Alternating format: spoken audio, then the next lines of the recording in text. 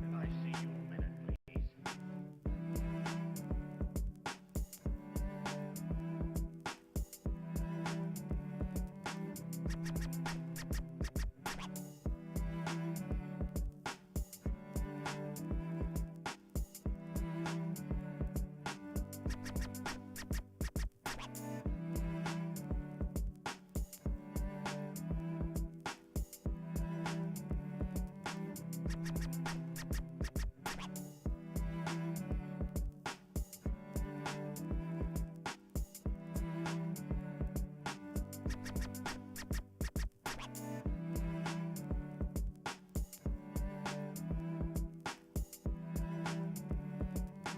Can I see you a minute, please?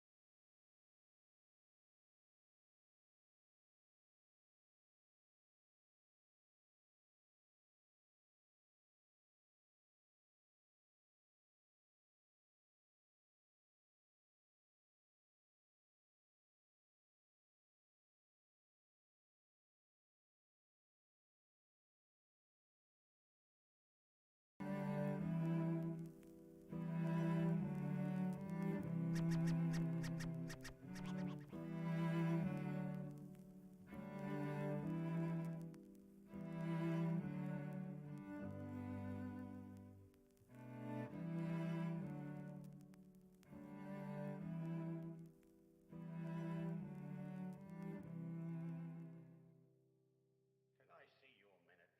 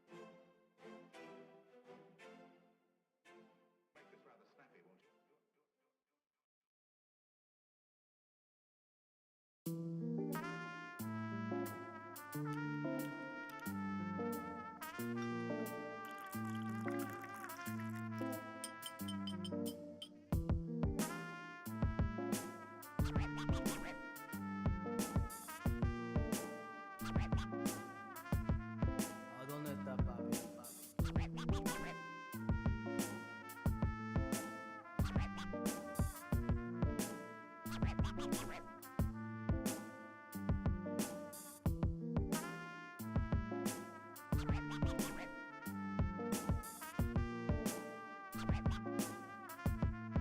¿A dónde está papi?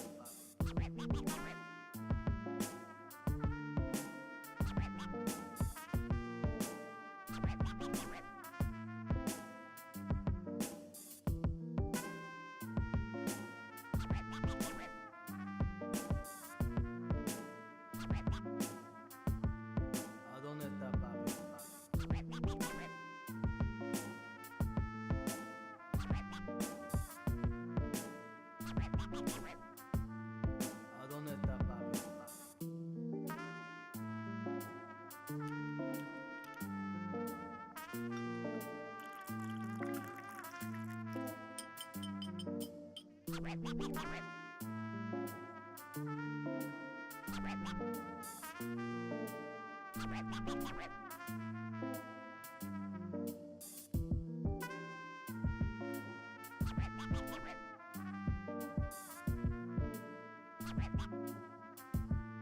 ¿A dónde está papi?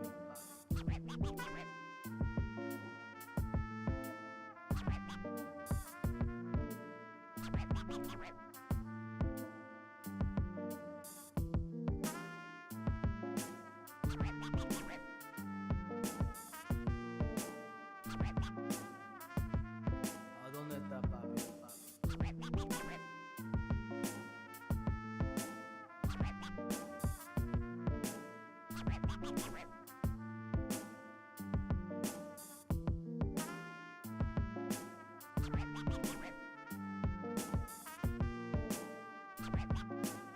está papi? ¿A dónde está papi?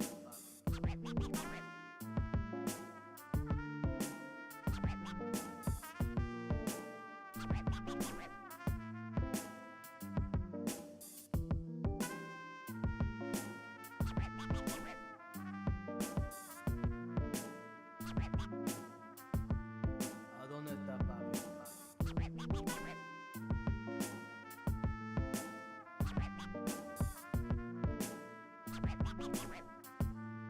¿A dónde está papi?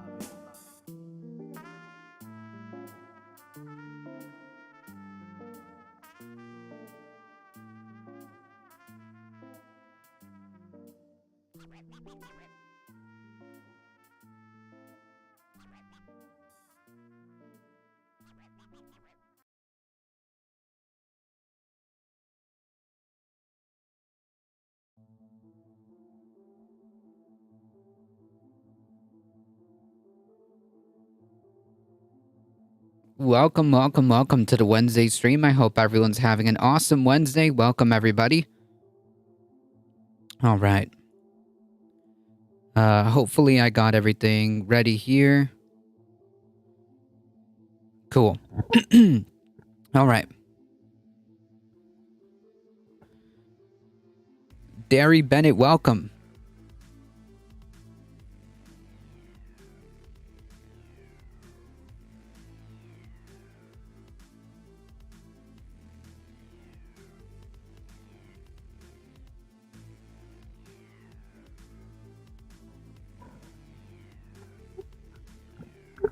All right, I think that's much better. There we go. All right.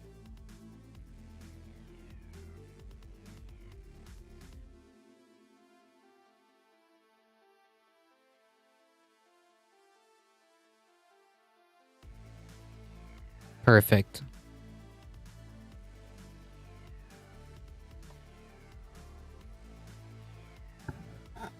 All right, folks. Today we have quite the amount of headlines. Yes, the sound is crisp. That's how I like to hear it. As long as the sound is crisp, that's all that really matters. Yeah. I don't think I did anything different. Does it sound different? At least I hope. At least I hope it doesn't sound different. Should always be this way. Maybe.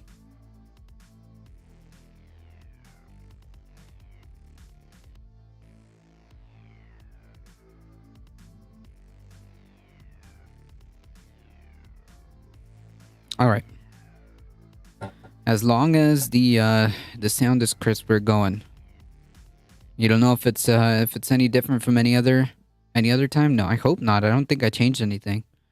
You know, sometimes what happens is whenever you like restart the computer or when there's an update or anything like that, sometimes what it likes to do is mess with your sound settings. So it'll like reset everything.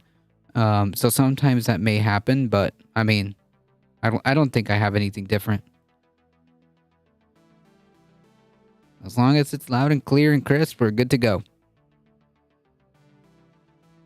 All right, folks. We've got a few headlines to go through, and I think some clips.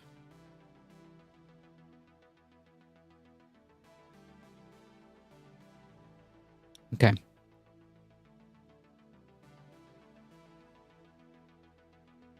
Wow, we are at 220 220 YouTube subscribers. Nice. Not to type too much, but it's like the app needs to be reminded of admin settings. Yeah, well, yeah, it's Windows. Sometimes Windows, when it does updates or anything like that, or when you restart the computer, sometimes it does decide to mess with your settings. So I don't know. I mean, as long as it's loud and crisp and whatever, it doesn't matter. Hopefully, these are the same settings. They should be. I don't see why not. But nonetheless, that's okay. All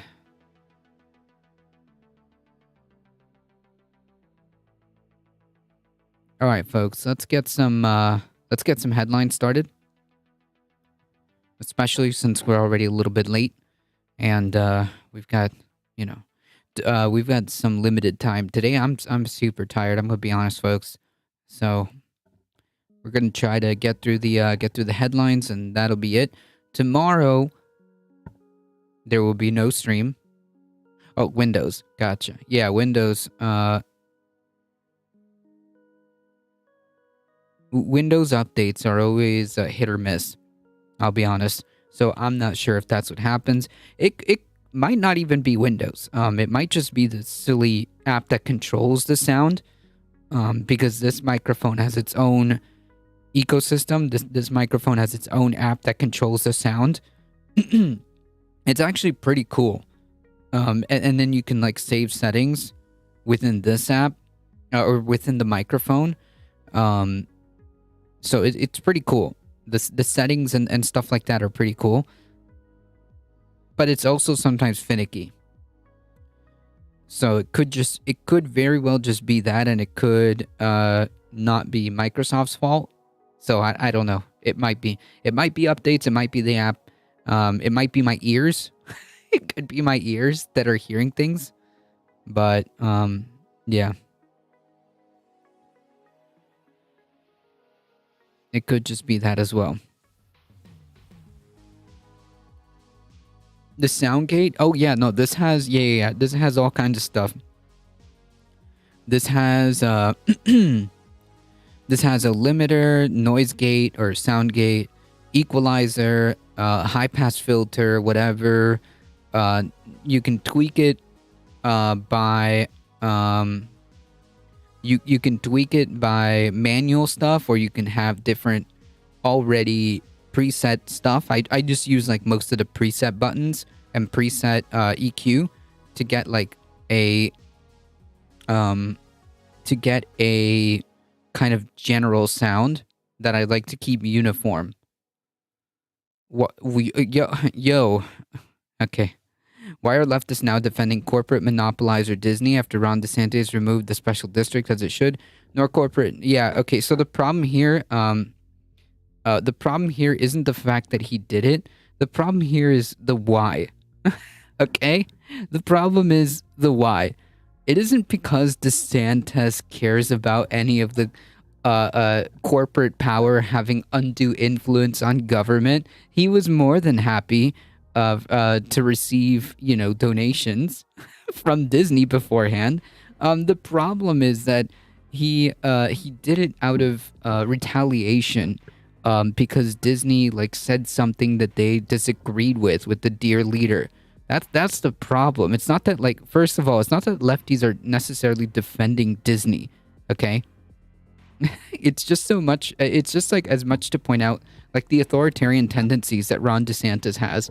That if you so much as I don't know, object to a policy proposal, yeah, he'll come down hard. So that's kind of a straw man. No, they're not. They're not.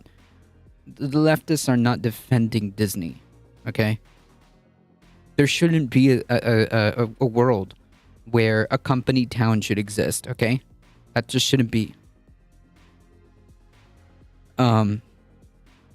So yeah, that's where the criticism is coming from. It's not because Disney lost their corporate privilege or whatever bullshit. Disney will own rights to BBC, Doctor Who. Oh yeah, that's a separate thing. That's neither here nor there. But yeah, it's a mischaracterization of how we're viewing things. That's the problem.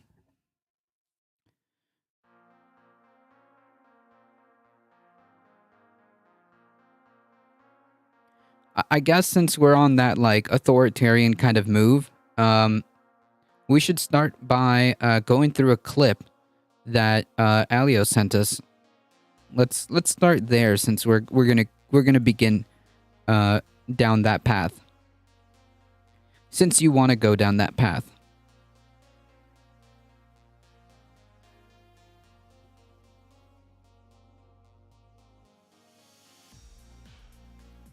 All right, let's hear this professional clown, authoritarian piece of shit. All right. There was one, there was a proposal that I think a lot of us wanted to see under the prior administration. And just to be clear, we're listening to his own words, okay? We're listening to his own words. No,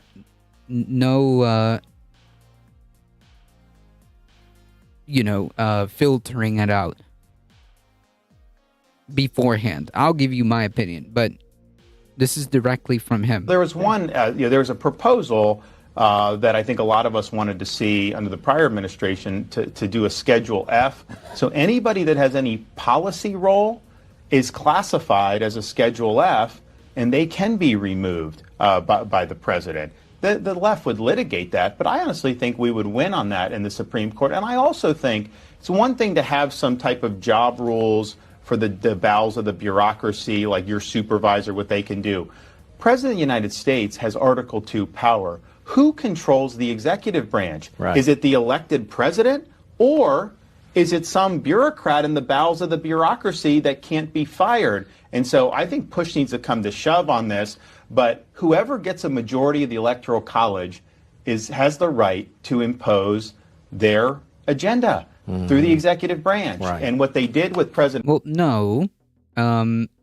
They have executive powers so far as that will allow them to do X, Y, or Z.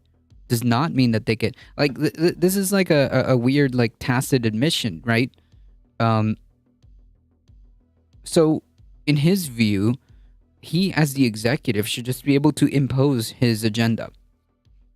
Yeah, no, thank you. Alio with the 11 biddies, thank you so much. Vote Ron out, true. President Trump was basically try to nullify the election through not only bureaucratic intransigence, but You can't nullify an election like that, okay? Nullifying an election, this is semantics. To nullify an election, you know how monumental that would be in this country to nullify an election? No, dude. It's called like checks and balances, and each part of government does, a piece of that.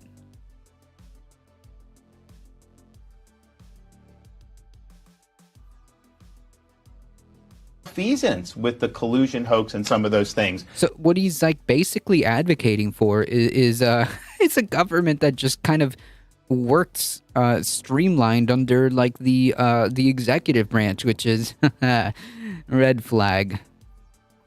Red flag.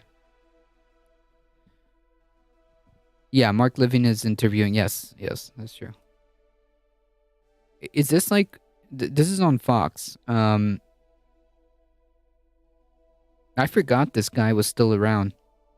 And so reconstitutionalizing government starts with reconstitutionalizing the executive branch under Article 2. Right. So basically he's arguing like, yeah, dude, they should just like fire everybody and get a bunch of people that will do what I want. That's effectively what he's advocating for. So yeah, no, hard pass on that. Definitely vote him out.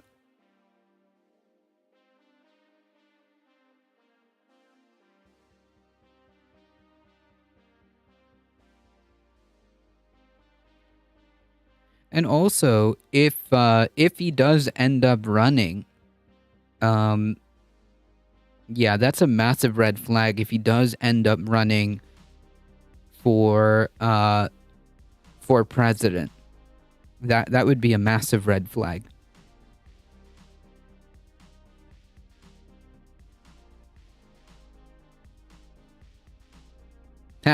Oh, I didn't even notice that. Life, Liberty, and Levin. Okay, that's a good meme. Okay, so I guess we have to talk about this.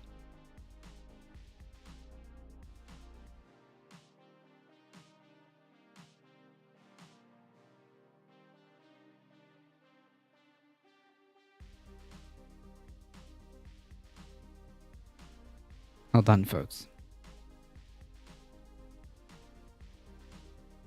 Here we are. So yes, it is correct to say that. So yes. Okay, so again, this is Candace Owens, who supports Kanye West, and who is still, by the way, for some wild reason, still employed at the Daily Wire, which can only be explained one way. It can only be explained one way, and that is that the Daily Wire endorses the politics of Candace Owens, as they have yet to have any kind of pushback on the stuff that she's been saying. Incredibly cringy stuff. And she is still employed at the Daily Wire. The most we've gotten is like Ben Shapiro timidly saying that that's not cool, that she defended Kanye or something like that. That's the most we've gotten so far in terms of pushback. It is correct to say that these dogs were bred to fight. They were bred to attack, and they were bred to kill over many, many years. And the question of whether or not breeding works, of course it does. The question of whether or not Darwinism is real, of course it is. You can breed for height. You can breed for intelligence. You can breed for stupid if you really want to, right? Obviously, this can take place. You can breed for athleticism. We see examples of this all the time, but it's important to know. So, I haven't watched the full clip, but this looks like we're setting the stage for some yikes eugenics argument. All right. Okay. Out that just because you are bred in one way or the other does not mean that you are locked into that permanent state, right? So right now, the most mathematically capable people in the world are Koreans. It doesn't mean that Koreans are forever going to be the most mathematically capable people in the world. We could start breeding Americans to be better at math. We could start doing what they do over in Korea, or we could not. And we can Does anybody want to tell her? Does anybody want to tell her what the problem is here? Yeah, we're borderline like attempting to formulate a eugenics argument. No. No. What happens is that a lot of these cultures and a lot of these societies have a much higher standard of education because they actually pour a lot more resources into better and quality education. Okay? Why don't we start there? The problem here also would then, would be like, okay, you want people to be better at math, so I'm going to be as charitable as possible and kind of translate that into you want better education. So why aren't you advocating for more funds for education? Or why aren't you advocating for some kind of universal college system? You're not. People like Candace Owens aren't.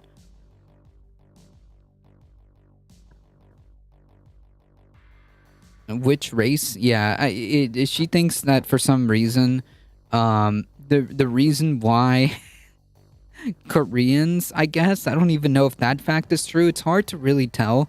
Nor am I going to sit here and try to sift through all the bullshit because she like lies about pretty much anything. But even if what she's saying is true, it's not because they're Korean, okay? It's not because they're of a specific race that they're good at math. This is like a terrible trope. Yes, and also racist, but oh my god, she thinks that you can breed humans to be better at math? Okay. Whew. Yikes. How about trying to pour more resources into alleviating the socioeconomic circumstances that are plaguing this country?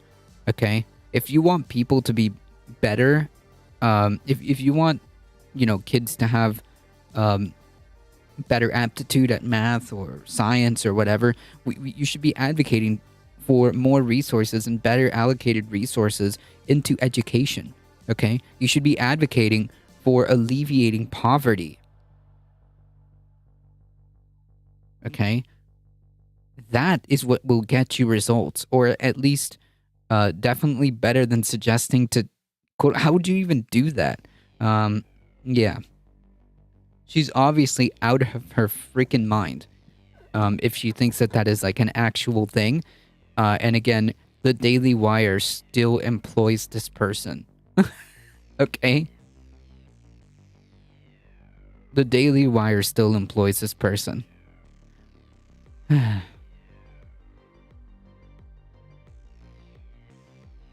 Remain probably the dumbest mathematical country in the world. Why is that though? Come on, like easy, like Socratic method questions. Why is that though? Okay? It's not a hard question to answer, Candace Owens. It's really not. The reason why we have such garbage education is because we don't have a lot of resources allocated properly. We don't have a universal college program. We don't have like social safety nets that will help alleviate poverty, which does coincide with health, which does coincide with how you're gonna do in school. Okay? If you're incredibly poor, which there are millions and millions and tens of millions of people that are, and you don't get proper nutrition, you don't get proper sleep, you're gonna do bad in school. That's just how that goes.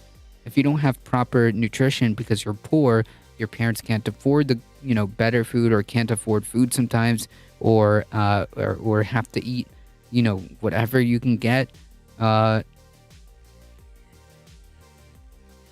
going to have an effect on the outcome of when it comes to education. Poverty is a huge factor. But of course, Candace Owens is never going to talk about any of that. No way. Candace Owens is not going to talk about any of that, nor is she going to propose any real solutions. Other than, I guess, we're going to have to find the magical math gene.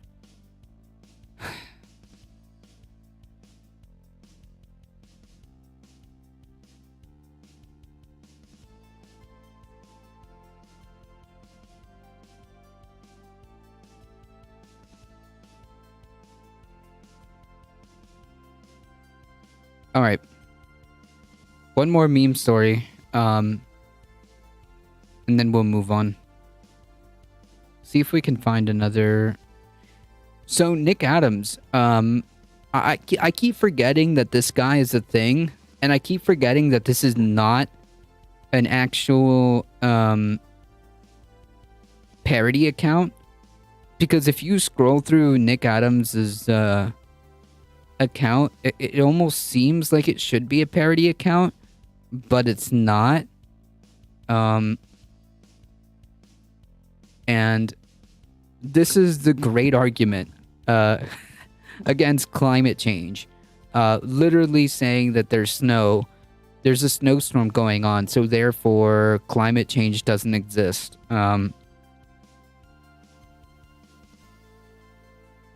Absolute clown logic.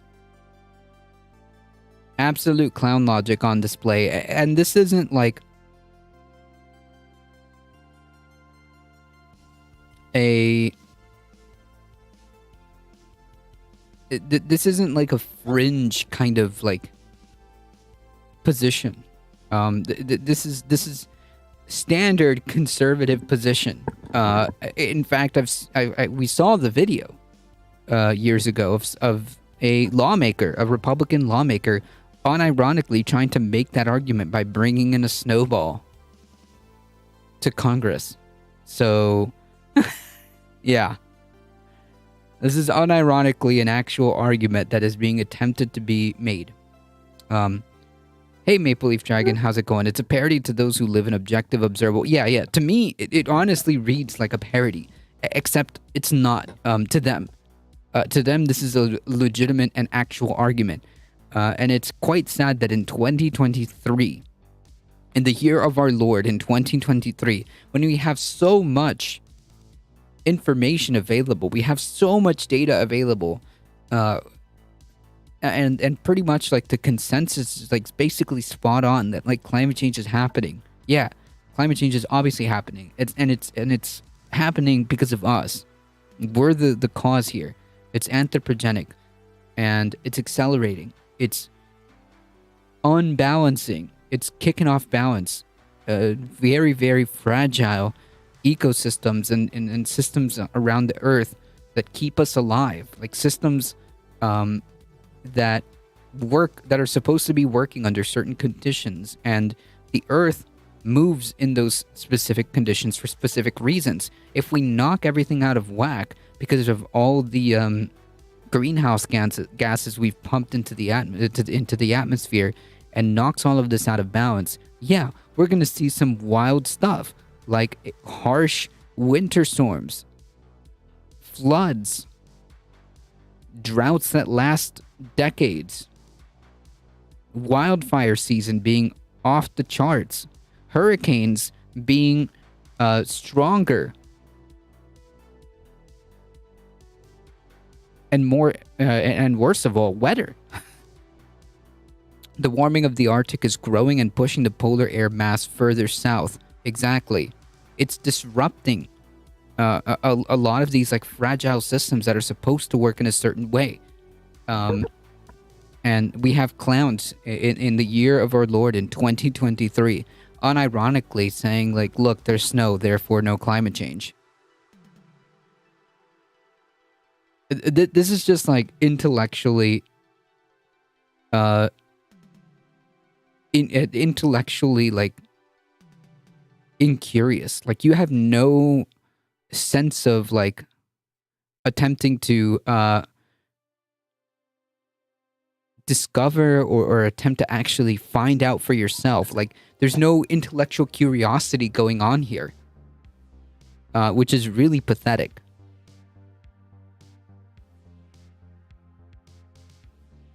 No active Twitterer would post it myself. Hey, Sharpie D's, how's it going? Yeah, it's exhausting. It's exhausting that we still have to deal with this. But here we are, in the year of our Lord of 2023, facing a climate crisis. We have clowns like this, trying to make this argument. And like, it's one thing if it was like a random clown on Twitter. But this said clown has almost half a million followers and ties to the former president who is currently running. Someone needs to fill this clown's cars have completely full of snow. True.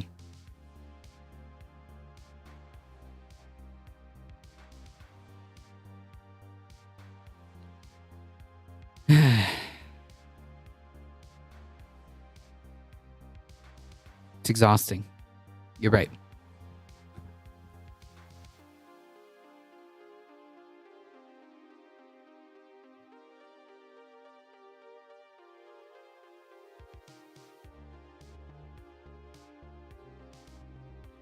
All right, let's get some headlines. Let's start with this one. This is pretty alarming. Because if this is the case, I'm gonna end up eating my own hat, folks. If this ends up being the case, I'm gonna end up eating my own hat. Poll finds that Trump beating Biden, but DeSantis. Okay, this headline is confusing, so let's just go through the article. Zero GOP without weather, soil, and climate. How does one grow food?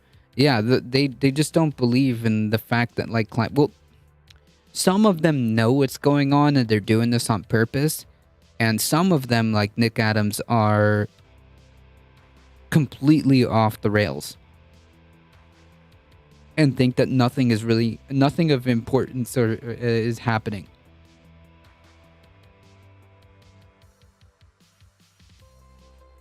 Make sure to wear a hat made of angel hair a pasta that day. True, I need to make a pasta hat for the election because sheesh, I may end up I may end up eating my own hat. So we'll see. Former President Trump is currently leading President Biden in a hypothetical matchup, while Biden leads Nikki. No duh. Nikki Haley and DeSantis. Wow. Okay. According to a new poll that's released on Tuesday, Trump holds a 4-point lead over Biden, with 46% saying they would support the former president in a rematch, and 42% saying that they would back the current president. This is still very, very close, but yeah, yikes, said the Emerson College poll. However, Biden leads DeSantis by 4 points, 44% to 40. Haley by 3 points, 40 to 37%. No way. No way. In a separate matchup, according to the poll, while Haley announced her campaign earlier this month, DeSantis has yet to officially launch a 2024 bid. First 4 points in the Emerson poll. Most polls are snapshots anyways. Yeah, but snapshots that give us like a little bit of an idea of where the winds are going. It's not gospel. It's not gospel, but it can give us an idea of where the temperature is. So that's the I guess the value of kind of just keeping it in mind, you know. Ali with another 11 biddies. Thank you so much. First points, yes, or a cat made of naan bread. Yeah, I guess I'm gonna have to make my my cap out of bread or something. Sheesh. The Florida governor is widely seen as Trump's biggest competition in the Republican nomination. Even if he's the biggest competition, it's still nowhere close. Trump still wins that race by a long shot. DeSantis is the closest to the former president of any potential GOP candidate, and yet he has not yet announced.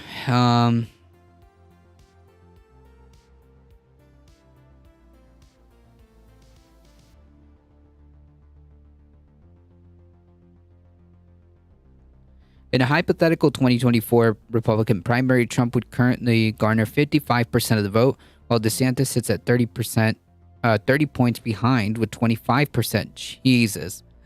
Oh man, it's not even close. The Emerson College poll found former Vice President Mike Pence is in third with 8%, and Haley in fourth with 5%. Biden has also yet to announce his 2024 campaign, despite previous indications that he plans to run re-election. A political story last week suggested that maybe the president was no longer absolutely certain about his plans, but Biden allies largely shrugged off such reports. The Emerson College poll was conducted from February 24th to 25th with 1,060 registered voters and had a margin of error of 2.9 percentage points. Yeah, so the thing that we can gather from this is that the race is going to be very, very close. Should it end up being a Trump Biden matchup in the presidential election, should that end up happening, it's going to be a very, very close race, which worries me for a number of reasons. First of all, how pathetic is it that it is even close against like some kind of Trump candidate? It is absolutely embarrassing that a Trump candidacy could even be this close, remotely close. Number two, if it continues to move in this direction of being such a very close election, as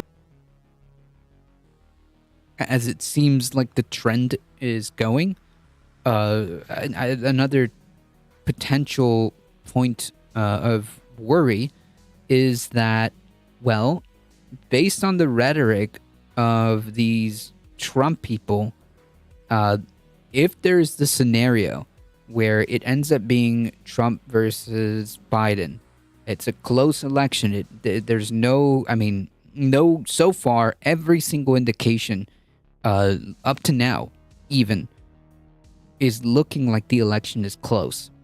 No matter what, it looks like the election is very, very close. If there is a scenario where it is Trump versus Biden, it is a close election, and Biden wins that election, these people are going to go off the frickin' rails. As we went over, the very tweet that Trump endorsed about arming up and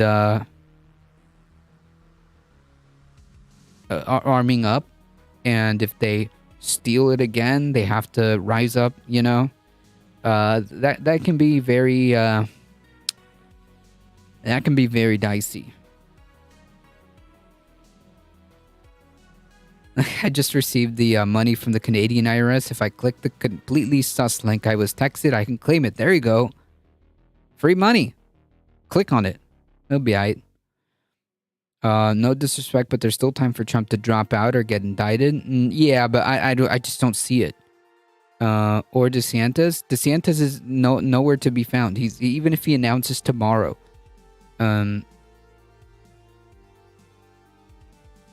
Even if he announces tomorrow, DeSantis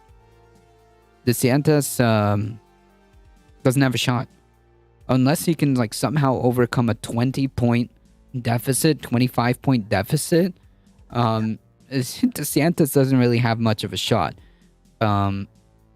I don't think Trump is going to drop out. He's too much of a narcissist. He's not going to drop out. He's not going to give up. The chances of him being indicted is very low. Let's be honest. It's very low. I seriously doubt I will see a scenario where there's actually there's actual accountability. It's just not like it's not something I see.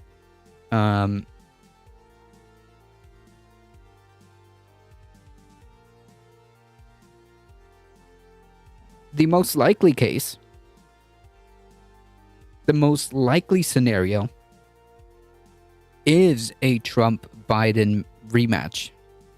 And it is, so far, as the trends have continued to show, it is going to be a very close election.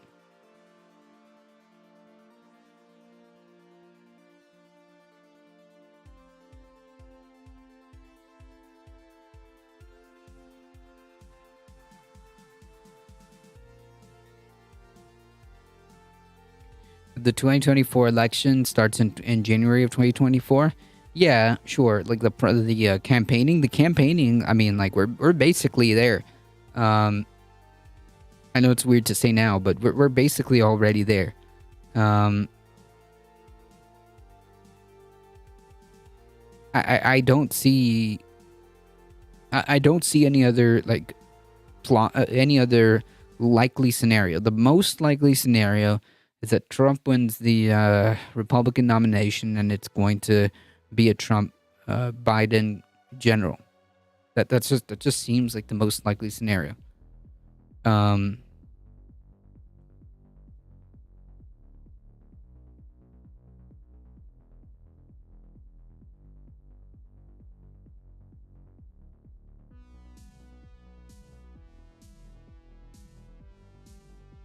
Hey, well, how's it going? Yeah, well, I mean, I guess it is a possibility. Still have to wait at least 10.5 months. Yeah, but I mean, we can kind of like put our finger to the air and see like what the winds are looking like. You know, it's not, like I said, it's not gospel, but I'm saying that it's the more likely scenario. DeSantis is scared to face anyone who will ask him a question or present a situation even remotely outside his tight-knit worldview. Real alpha pack leader there. True. Oh man, DeSantis is not gonna make it in the primary. I don't see him making the primary.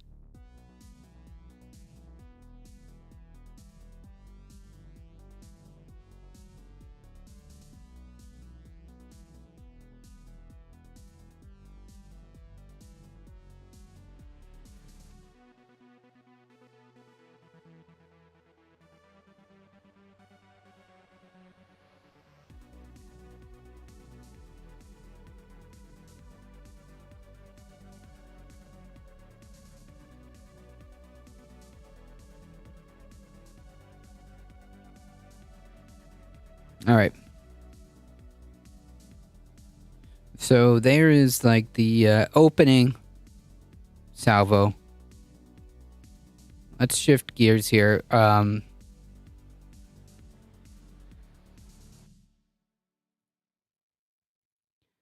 Surprise, folks. Oh, man. To nobody's surprise, Rupert Murdoch admits that some Fox News hosts endorsed false election claims. So he knew about it. Just didn't care.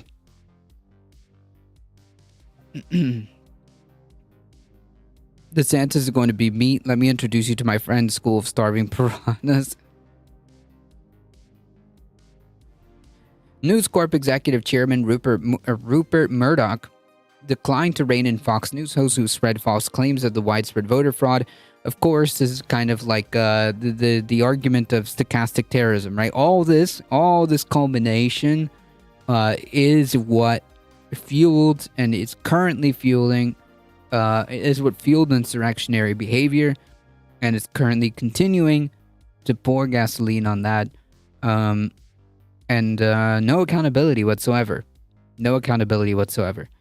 Widespread voter fraud in the days after the 2020 election, despite privately expressing that he had seen little evidence for them President Trump's claims, and found that half of them are bullshit and damaging. So he knew. He knew. He absolutely knew. In fact, he's admitting so. Echo Resto Dragon, how's it going? Fox News was trying to straddle the line between spewing conspiracy theories on one hand and yet calling out the fact that they're actually false on the other. Murdoch acknowledged in testimony that some of those hosts, including Sean Hannity, Lou Dobbs, of course, Maria Bartiromo, had done more than just give a platform to baseless claims of voter fraud. Yes, Murdoch said, according to the documents, they endorsed it.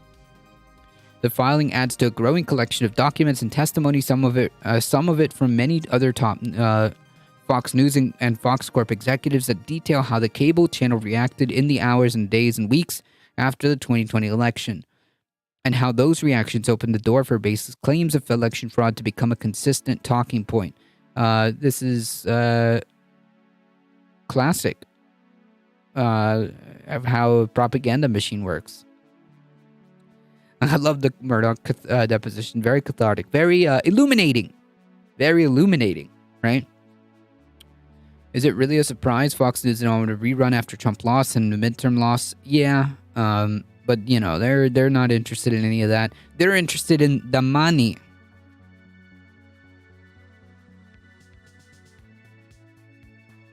The testimony from executives highlights how Fox News calling Arizona for Joe Biden late on election night sparked a viewer backlash that resonated among the company's executives and high-profile hosts, sparking concern about what it would mean for business. Of course, it's about the money.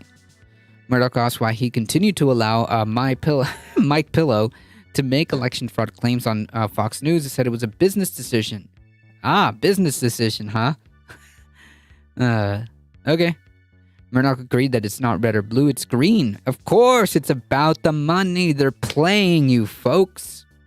If there's any conservatives listening.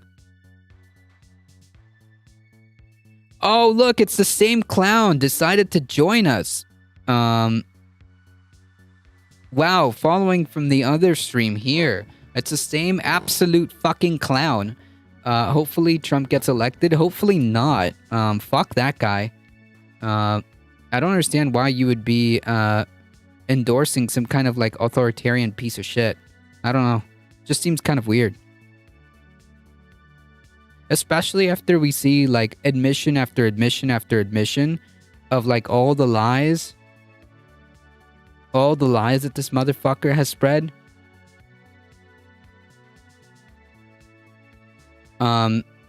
He's not great, but hopefully just to sort America out.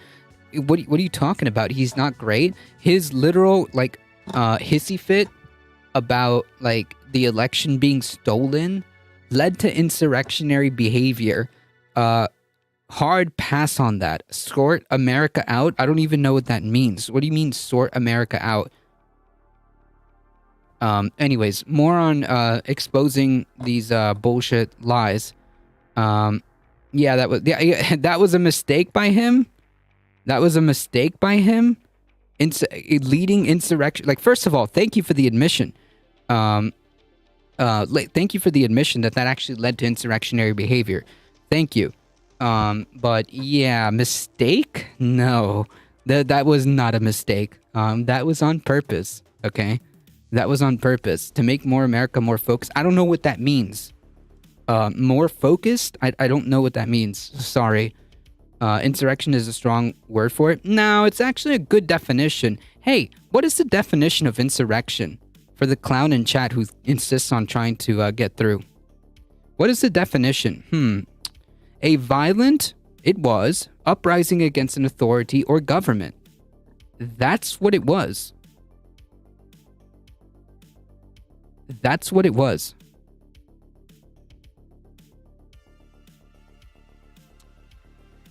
Anyways, I mean, do you have anything better to do? It was sort of no, it wasn't. A protest that it wasn't no, it was. It was okay. Protests, protests that get violent, whatever. But can you explain to me then why there's so many charges and why there's like there's sedition charges if it wasn't insurrectionary behavior? Why was there sedition charges? Can you explain to me why there was people that were convicted, not just charged, but convicted? Why is there people that actually admitted and pled guilty to sedition? So spare me, okay? Spare me. Honestly, I haven't looked into it. Oh, so then why are you talking about it? Then why are you talking about it? No, you can't say some of the convictions are bogus. You just literally in one breath said, I haven't looked into it, but I've read some. You don't know shit. Fuck off. All right? Listen, you can try your bullshit in other places. You can try your bullshit in other places, but not here. It's not about admission anymore. It's about getting people hopelessly in Republican camp to see how galactically screwed they are by continuing to support a party. Yeah, I mean, like, the fact that we're having so much trouble communicating such a basic concept and still, like, trying to say, well, I think it's insurrection is a strong word for it. Shut the fuck up. Yeah, people died. Okay? You're right. People died. So spare me.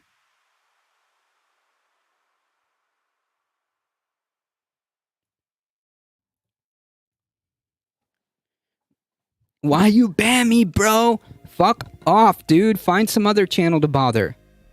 Jesus Christ. Or at least make yourself useful and be a viewer. Jesus. Possible ban evader. Okay. Yeah, I'm not letting any of that garbage in here. I gave you plenty of chances to be fucking charitable in the other channel. No, you're not being fair. You're not, because if you were being fair, you would actually acknowledge and look into what happened to even make a comment about it. Okay, the fact that you're like saying things like I didn't even look into it so much.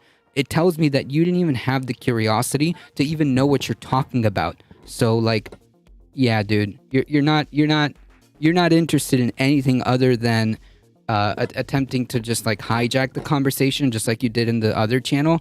I'm good. Nah, I'm good. Hard pass. All right, you can go find another person to bother, another lefty channel to bother, but not this one. No, it wasn't planned. So if I go and look at pictures of people literally talking about of making shirts, calling January 6th Civil War, they had to make those shirts beforehand.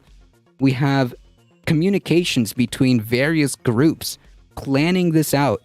All documented, by the way. All documented. Not a planned coup. I didn't say the word coup. See, this is why I know you're dishonest as fuck. I didn't say the word coup. I used a very specific word for a specific reason. And no, it wasn't just a protest, because people don't protest wearing shirts calling for like civil war. People don't protest, call for protesting while they assemble quick reaction forces. No, a coup is a coup. An insurrection is an insurrection. Okay? An insurrection is an insurrection. A coup is different. These have completely different definitions and are completely under different circumstances. Stop. You're playing semantics with me. Stop. You're playing semantics. Stop. Anyways, so yeah, like protests don't stash quick reaction forces. No, they would be different words. That's why we have different words for these things, because they're different. Just because you want to try to play semantics with me, it's not going to work.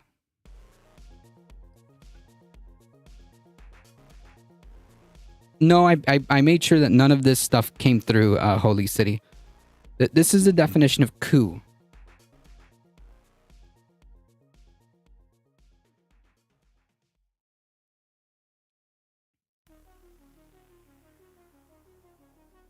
I picked the word insurrection because that is the word that fits.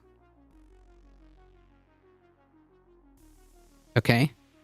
The best word that fits what happened is an insurrection. Alright.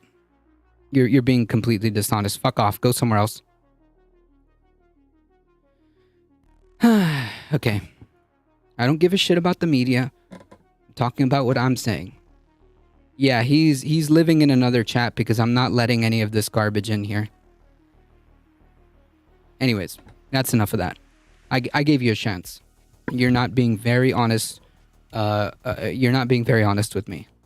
I don't like that shit. You know what? If you want to play semantics and you want to talk about and then try to pivot about what the media, I don't give a shit. I'm talking right now. Fuck off, you too.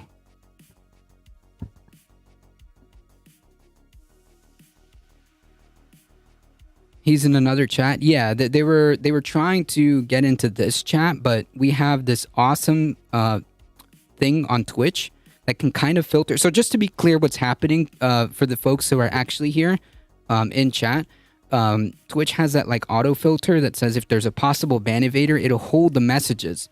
That's what I was reading. And then of course I yeeted them out and they started DMing me because they couldn't handle it. So here we are. So yeah, just fuck off. Find somewhere else to bother. Find another channel to get banned from, okay?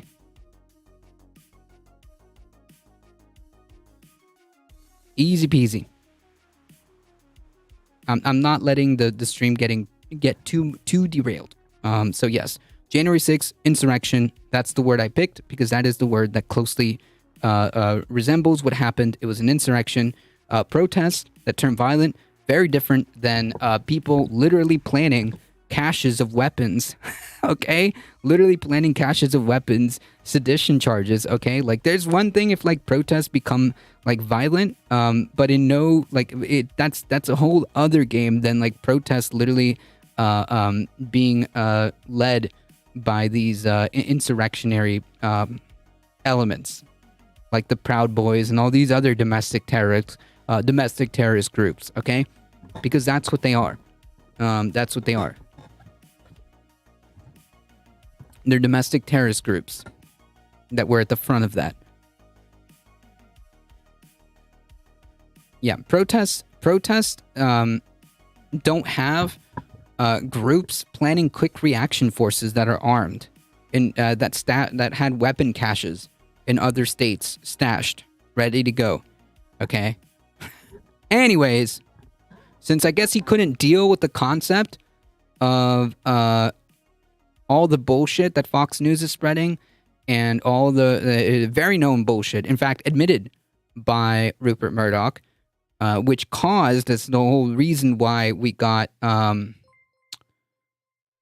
sidetracked here. It's the whole reason why we got sidetracked here. So all this bullshit, all this led to insurrectionary behavior. This is how stochastic terrorism works, folks. Okay? You get somebody like Donald Trump, in this example, to keep pouring gasoline, and all this election bullshit led to the January 6th insurrection. Holy City, how's it going? Women's March on Washington famously had a cache of art. True, 100%. The Women's March on Washington, known famously for having caches of RPGs. True. Salty Paints. I kind of remember that username. I kind of remember that username, so I'm not.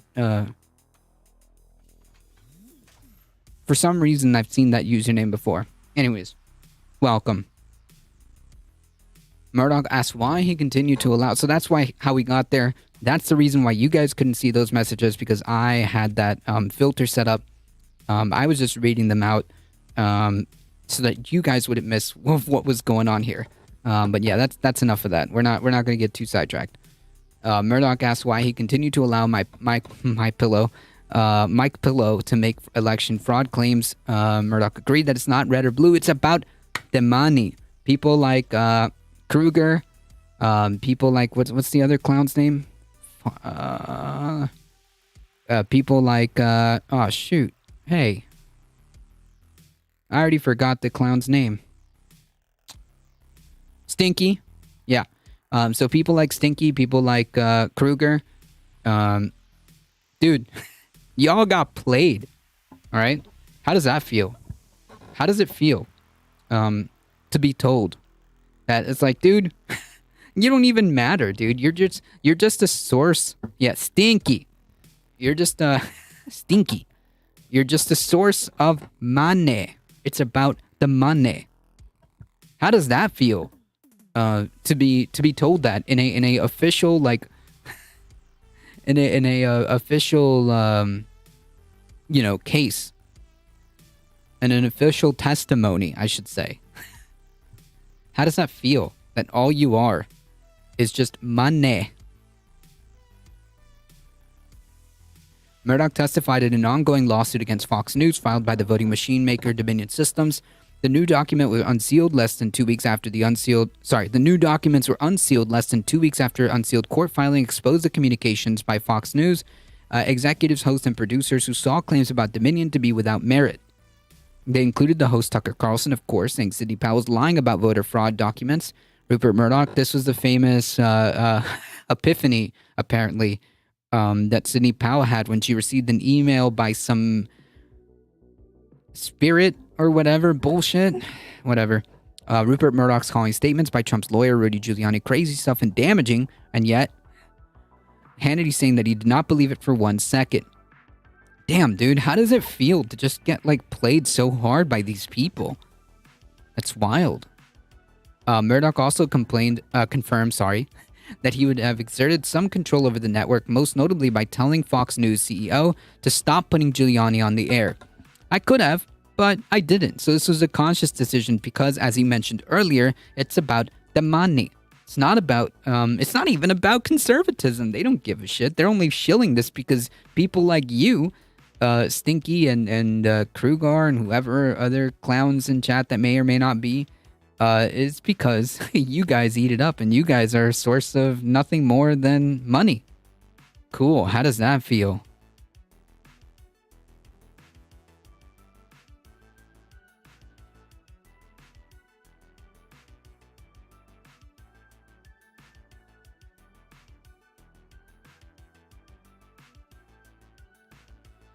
Hey, Michael Hassler, how's it going? It's about the money. Dominion first sued Fox in 2021, March of 2021, seeking $1.6 billion for what it alleged were lies that deeply damaged Dominion's once thriving business. Fox News has defended its coverage in lawsuit and called the lawsuit baseless. Fox News, on Monday, the company said in a statement, Dominion's lawsuit has always been more about what will generate headlines than what can withstand legal and factual scrutiny, as illustrated by them now being forced to slash their fanciful damages demand by more than $500 million after their own expert debunked its implausible claims. Their summary judgment motion took an extreme unsupported view of defamation law that would prevent journalists from basic reporting, and no, man, this is not basic reporting. Basic reporting would be like, hey, President of the United States said X. However, this is absolutely bonkers and should not be listened to. Here's the actual evidence of X, Y, or Z to refute the original claim that President stated, right? Like, that would be a proper way of handling it. Except that's not what happened. It's one thing that if you're reporting that the president said the election was stolen, okay, yeah, sure, you can report on that quote and then say, actually, here are the facts that say X, Y, or Z. Like, immediately. Like, that should be, like, the immediate response to that. Not just, like, try to, like, put your hands up in the air and say, oh, I don't know, just, nah, man. That's bullshit. You just reminded me of a song, It Gives You Hell, Tell Me How Bad It Tastes. Is that from, oh, man, I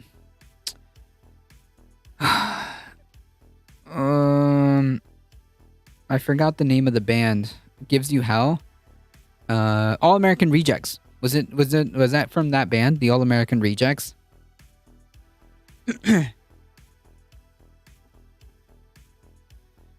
Basic reporting in their efforts to publicly smear Fox, recovering and commenting on allegations by... No. The problem here is that they weren't just allegations. They were perpetuated as fact. That's the problem here. They weren't just allegations, okay? they were presented as an actual legitimate position. So no, you weren't just commenting on allegations by a sitting president. No, dude, you were perpetuating it as fact. Yes, okay, cool. Yeah, that's one of my favorite songs. I have that song in one of my playlists. The President of the United States should be recognized for what is a blatant violation of the First Amendment. What? Dominion noted that the court document that it tried to get Fox News shows hosted by Dobbs, Bartiromo, and Jean Pirro to book its spokesperson Michael Steele to counter election fraud claims, but its efforts were unsuccessful. A search of the Fox News website shows Steele did appear on at least one Fox News program, American News Headquarters. The document shows how other executives at Fox grew increasingly concerned about the channel's handling of election fraud claims after the days after the election. Hannity is getting awfully close to the line with his commentary and guest tonight, said Viet Din, Fox Corp's chief legal and policy officer. Cool. The filing also offered a new insight into the relationship between Murdoch and Trump's son-in-law, Jared Kushner, asserting that Murdoch provided Kushner with Fox confidential information about Joe Biden's ads. Cool. Damn. Must be nice. Must be nice. As well as debate strategy. However, Murdoch did not help him on election night. When Fox News determined that Biden had won Arizona, Murdoch testified. Kushner called him to protest. My friend Kushner called me saying this is terrible. I could hear Trump's voice in the background shouting. Jesus Christ. Whatever. Murdoch testified according to the filing. I said, well, the numbers are the numbers. Yeah. That's, Jesus. Like, I mean, how does it feel to be such a sucker? Like, really, look inward. Look inward.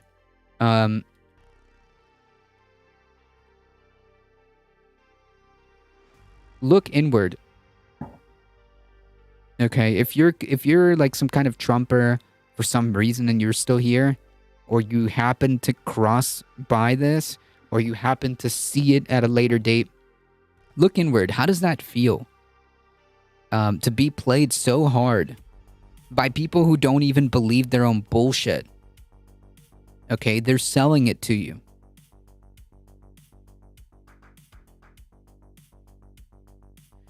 I never thought I'd see the day that a U.S. president spewing lies and actually stopped by regular news and Twitter for lies, and inciting violence. Yeah, I would never. I did not have that in my bingo card. Okay, I did not have President of the United States is partially responsible, or, well, yeah, President of the United States is like the source that ended up being responsible for the insurrection after an election that he lost because he was big mad that he lost.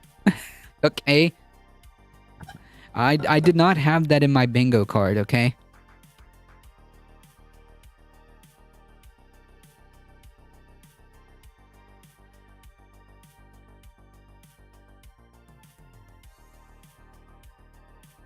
Actually, you know what? I take that back. I take that back. I'm a backpedal on that. I have a video talking about how bad things can get.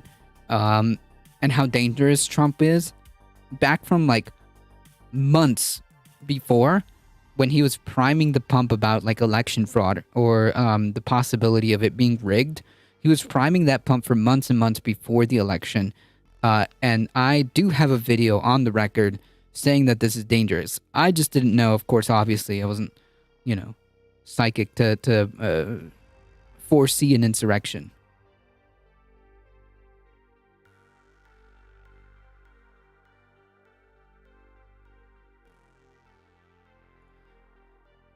Lawsuits like Dominion rarely succeed, as the First Amendment broadly protects publishers. Plaintiffs also must prove actual malice, a term that statements were made with knowledge that they were false or made with reckless disregard of whether they were false or not. Well, I mean, this kind of proves that they knew. I think the relevance of this is that they knew that it was bullshit. And they knew that this was damaging. In fact, there are direct quotes from Rupert Murdoch acknowledging this. So, yeah. Lots of movies about VPs and other administration of people insurrecting, never the president. Too ridiculous for Hollywood? True. Yeah, it's so ridiculous that it happened in real life, Maple Leaf Dragon. That's what happened here. It was so ridiculous. It was so ridiculous that it ended up actually happening. It became real life. Hey, Thinking Sabercat. Yeah, I'm looking at it. But I think this kind of covers it, doesn't it?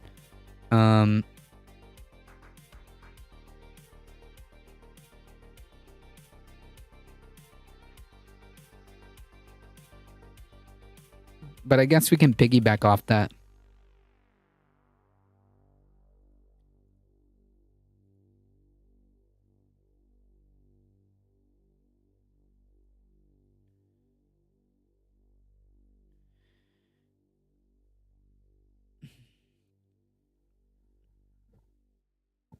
Jeff Kosef, a law professor at the U.S. Naval Academy and former practicing First Amendment lawyer, said in an interview that Murdoch's testimony suggests that Dominion has a really strong case.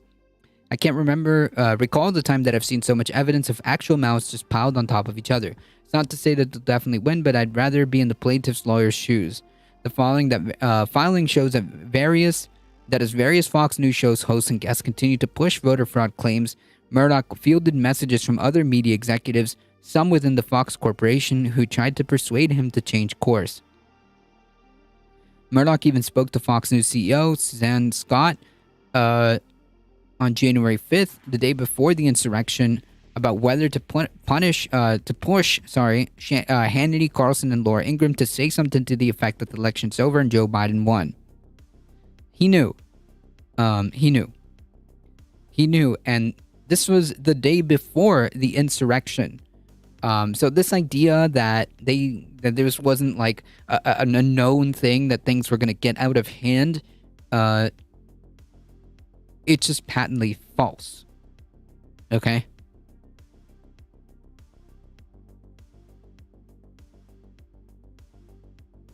Parody comics look at reality and react. Comedy's really dead. Holy yikes, true. I saw like a video, this was years ago. I saw a headline on the Onion that said like basically like the Onion is running out of things to like parody because it's now just like real life, so that they're shutting down and out of business. Yeah, it's kind of like that. Oh man.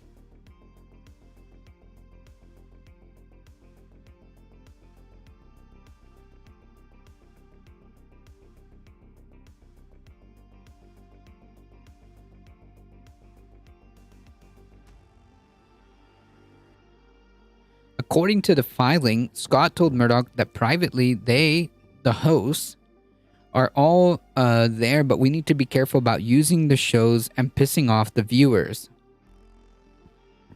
Because again, it's about the money. No statement was made. Yep, and then an insurrection happened.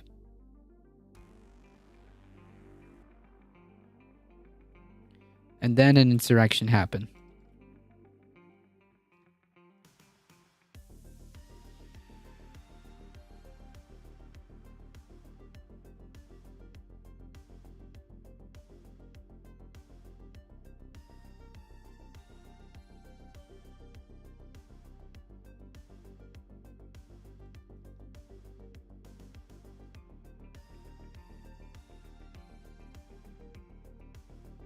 All right, just to piggyback off this.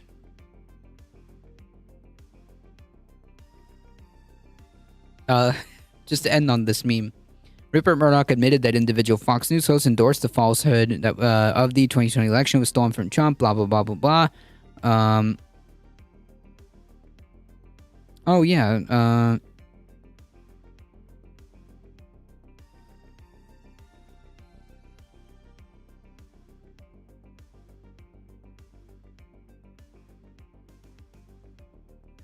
Yeah, here we have more admission that this is about the money. He had a very large following, and they were probably mostly viewers of Fox. So it would have been stupid, of course. So it's not about doing the right thing. It's not about truth. It's not about news. It's about the money.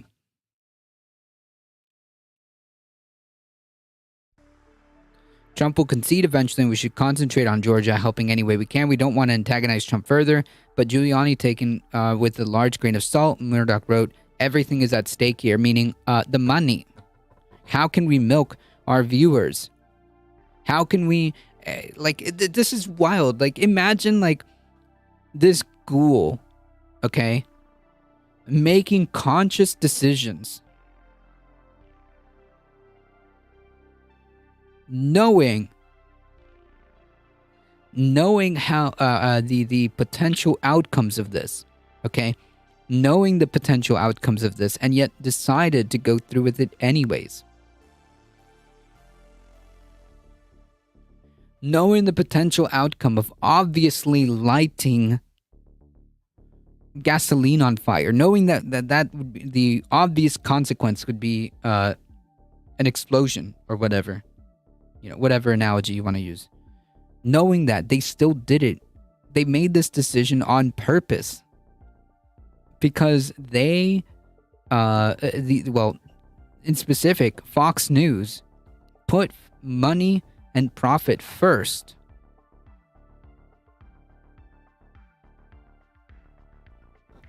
Over the truth.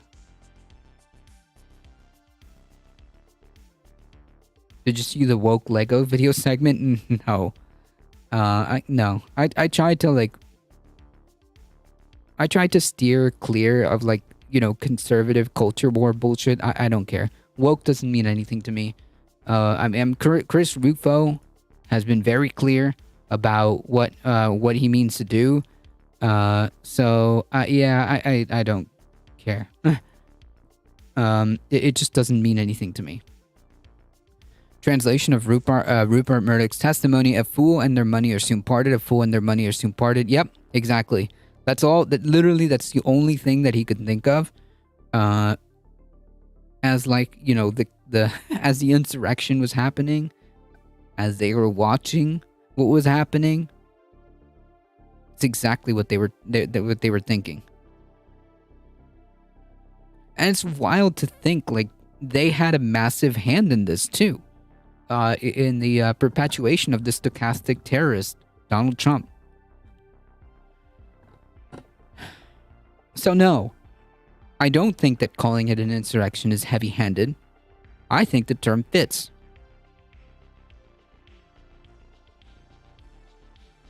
And I think that the people who refuse to see this are so blind to reality that I can't really help you there.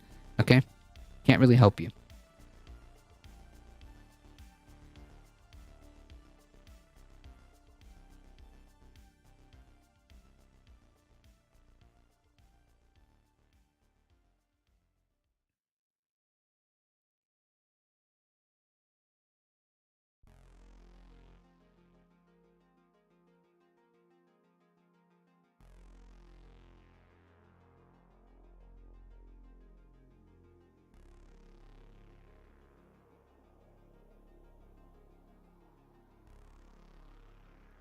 Oh boy, here we go.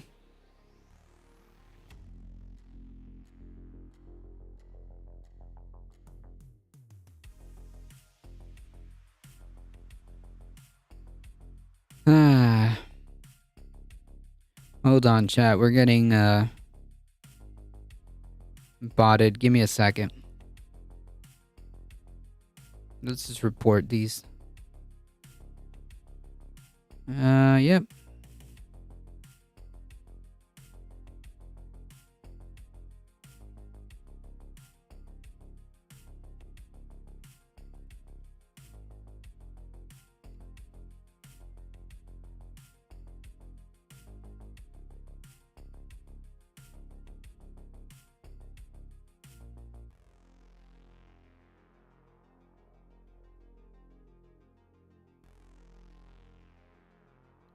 Okay, I may have to ignore the bots until they go away.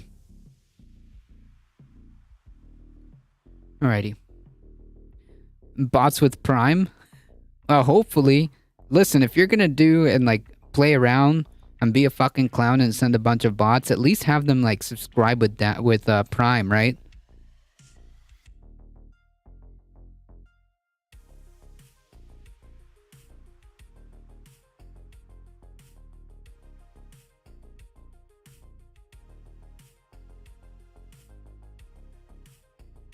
Am I even doing this right? Yeah, I put it on subscriber only.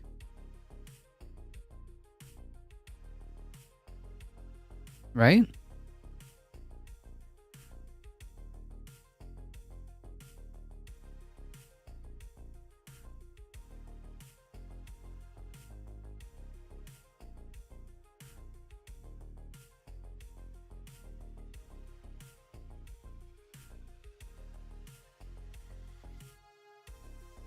At least I thought I did.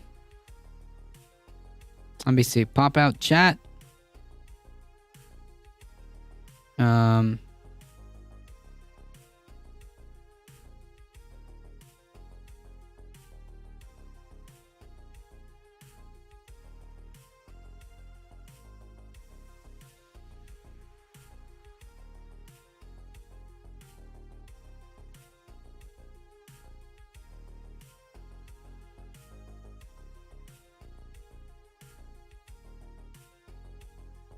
The shield mode setting. I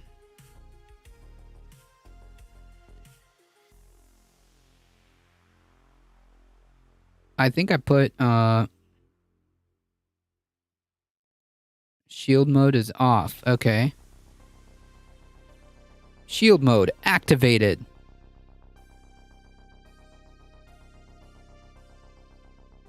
Okay.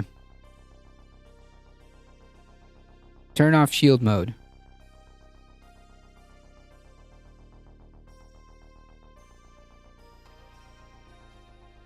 Go to settings. No, I want... God dang it. Go back. Let's see if I can fix this. Streaming tools. No. Whatever.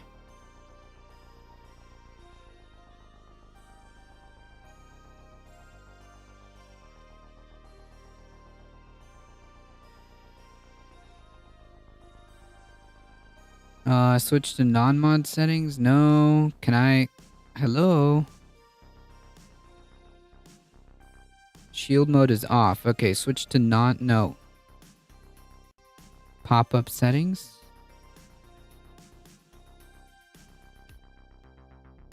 Our chat history has been cancelled. Yes.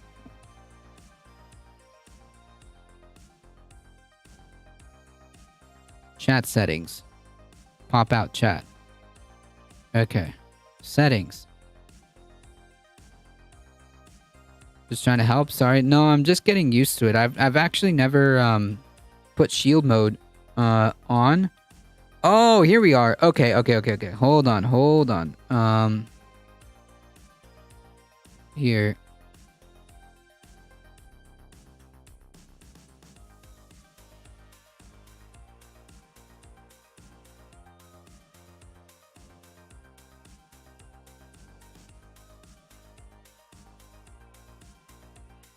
Gotcha.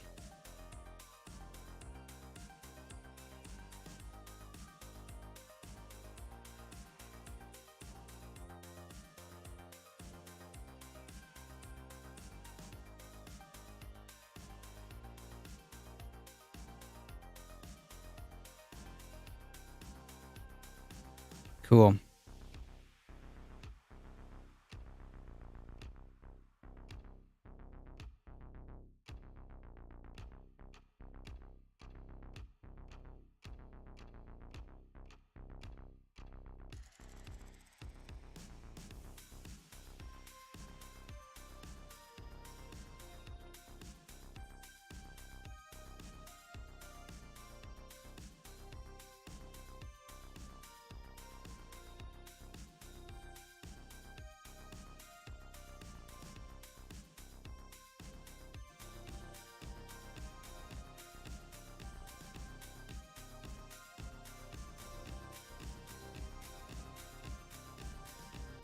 Alrighty.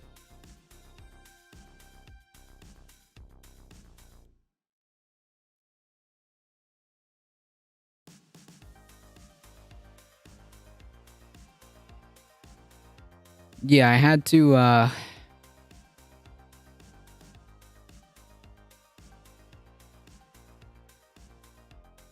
had to take some extreme measures, but,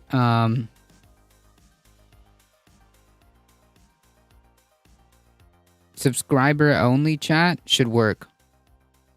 So let me see if I do this. Subscriber. Yeah, see, it's not even working. Hello?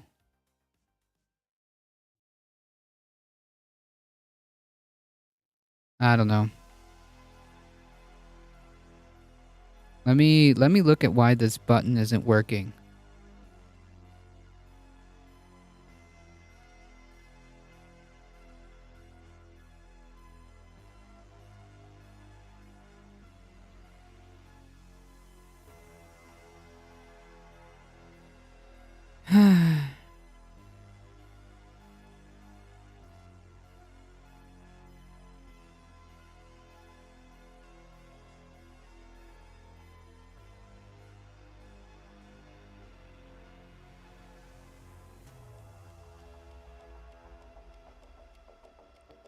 Let me just put that there.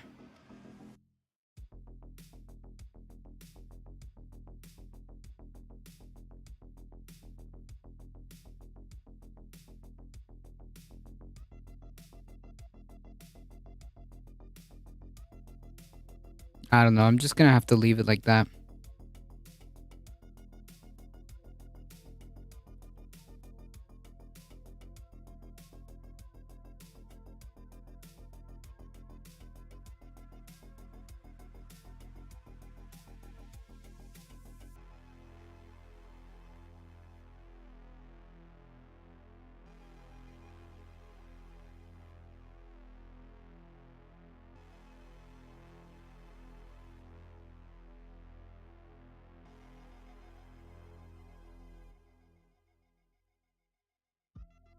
I don't know. Whatever. Anywho. I'll just put it on subscriber. And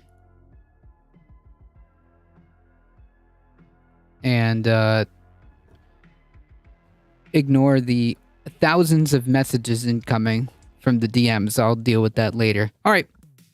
That's not going to stop us. That's not going to stop us. All right, switching gears.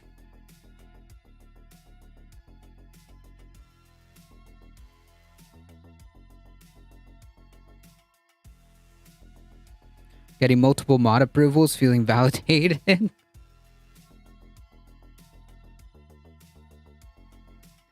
Ohio toxic train disaster leads to more concerns in other states, while scientists say chemical tests in East Palestine are unusually high. Yep, just keeps getting better, folks. The aftermath of the toxic wreck in let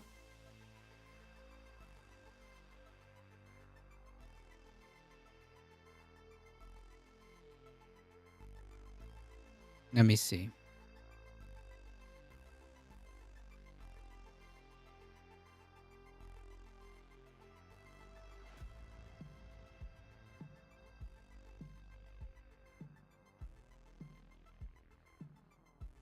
The aftermath of the toxic train wreck in Ohio keeps spreading to more states, as scientists say tests in East Palestine are unusually high levels of some chemicals.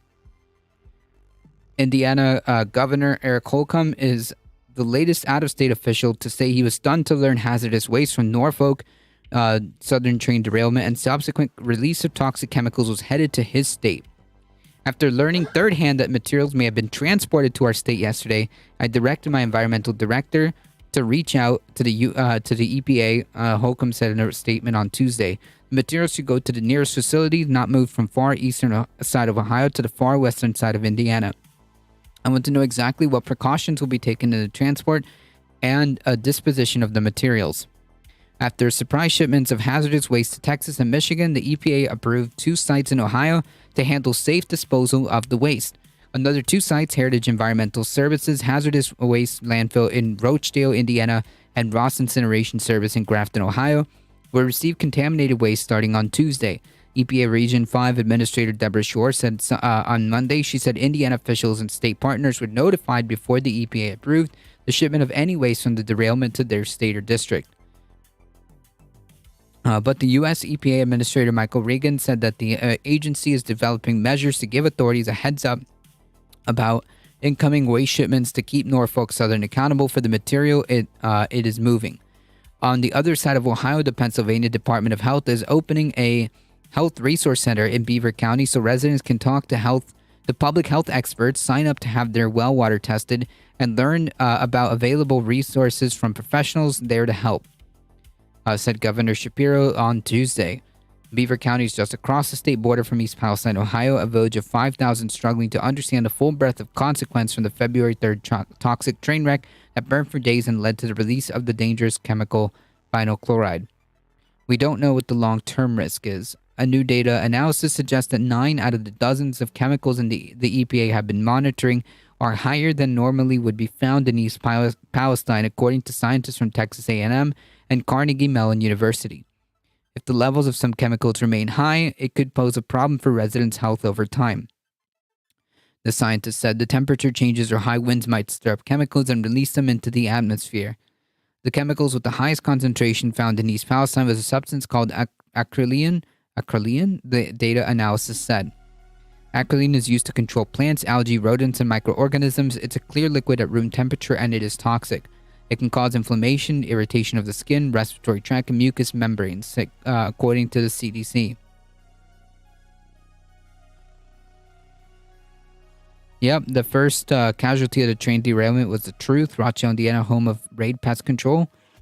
I don't know. Over time, like over 5 seconds. It's not elevated to the point where it's necessarily an immediate evacuate the building health concern, said Alberto Presto, an associate research professor of mechanical engineering at Carnegie Mellon's Wilton E. Scott Institute of Energy Innovation, who is working on the university's chemical monitoring effort in East Palestine.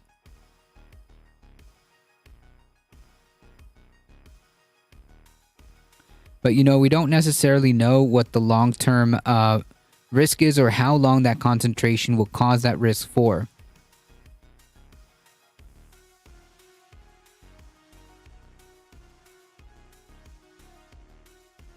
Or how long that concentration that caused that risk will persist.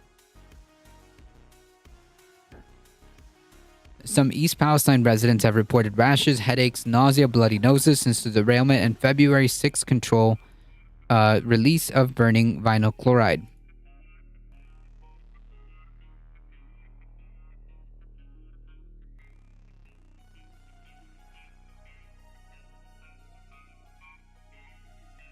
During his third visit to the town, the EPA chief said ongoing tests of the air and municipal water show both are safe, but urged anybody who's feeling any kind of adverse health impacts to seek medical attention.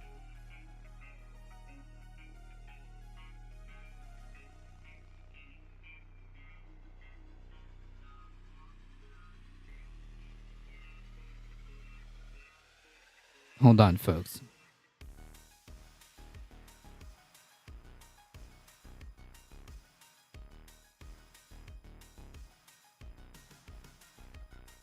Okay. Whew. Reagan returned to East Palestine to mark the opening of the EPA's Community Welcome Center, which will be open daily so residents and business owners can stop in to get their questions answered, sign up for home air monitoring, and learn more about cleaning services. We've been testing the air from the very beginning, and the state has been testing the water. Every chemical that was on the train and every byproduct,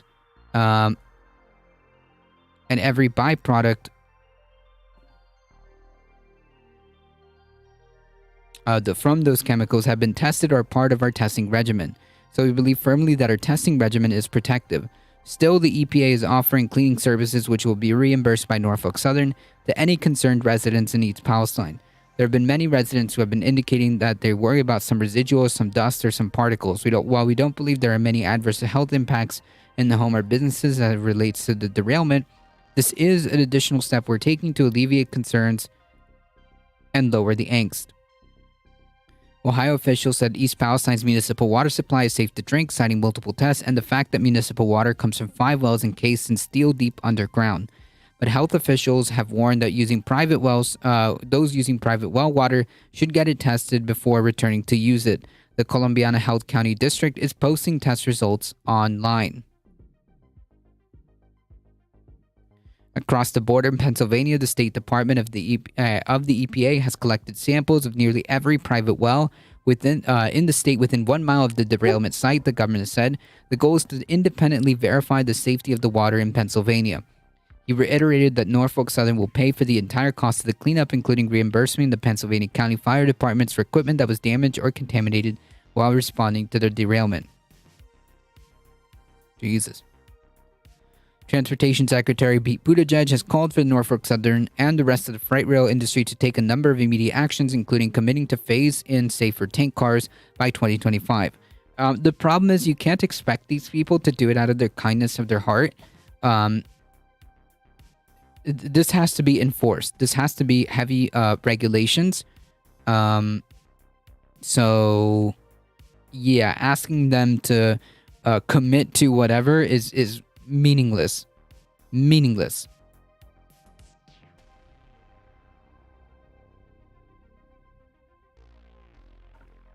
The Department of Transportation also wants Congress to take up legislation that would increase the maximum fines the DOT can issue to rail companies for violating safety regulations. I mean, like, we could avoid this whole entire problem by nationalizing them. I mean, it's just that simple. Nationalize them.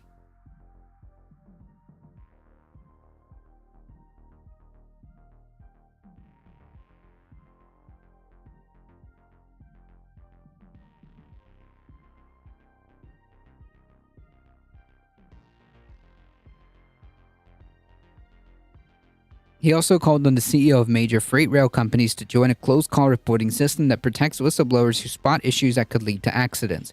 We're focused on lessons learned when it comes to rail safety. I mean, again, they should have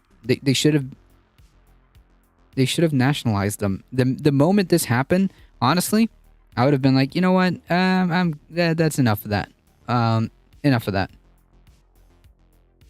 No games.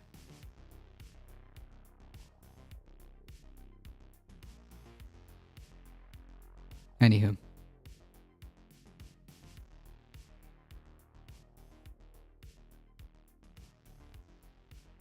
All right, let's try this one more time. Let's see if we can free chat.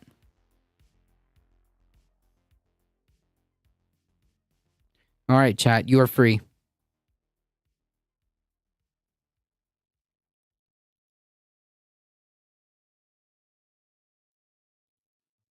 You have been freed, chat.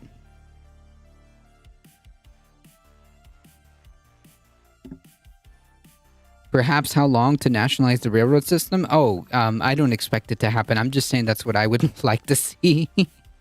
I mean, I'm pretty sure, like, if the, president declares some kind of, like, an emergency or national emergency, I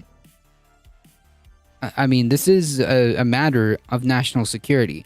To have a working freight system is a matter of national security. So I don't know if, like, you can maybe make an argument with that route.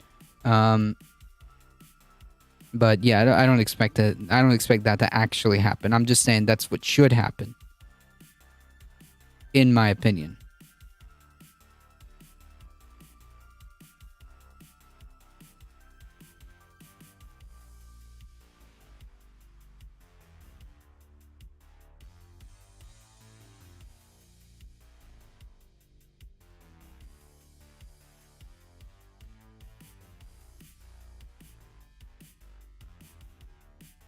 How do I do this? Can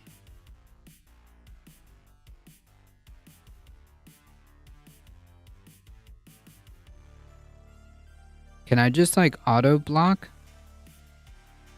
a bunch of these?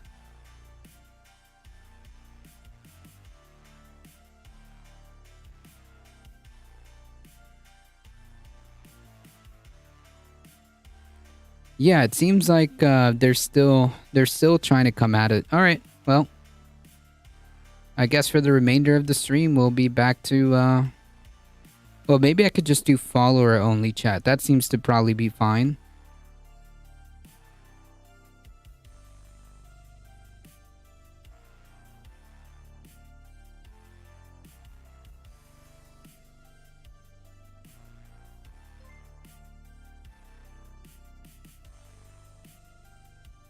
There we go.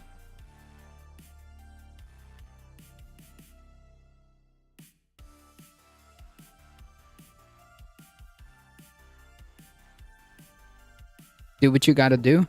Yeah, it's whew, quite a bombardment of bots, but that's okay. It's okay. They haven't stopped this entire time, by the way. I have free chat. I've semi-free chat. I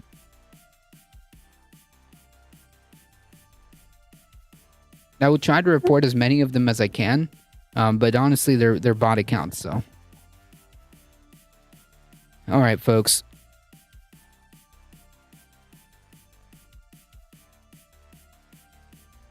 Shoot, come on.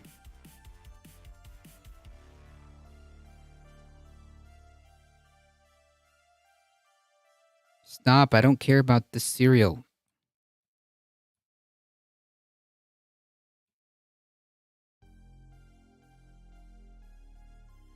This should probably be an important article.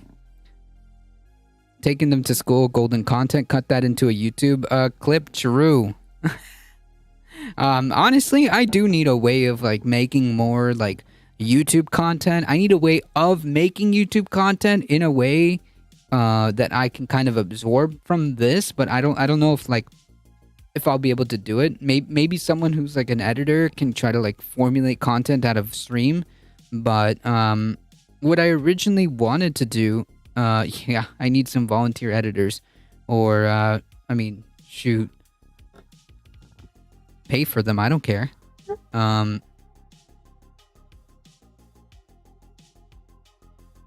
I originally intended to make the channel, like the YouTube channel, a way of like posting like podcasts that are like, you know, maybe 10 minutes, 12-minute podcast episodes that come out on Friday.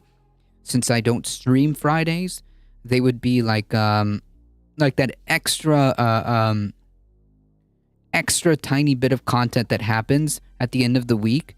But I have yet to formulate that. I have yet to formulate that. I mean, like, the other option is like what you said, is just to like create videos out of the streams, which I mean, you know, sometimes good content comes out of like the clowns who come in chat. So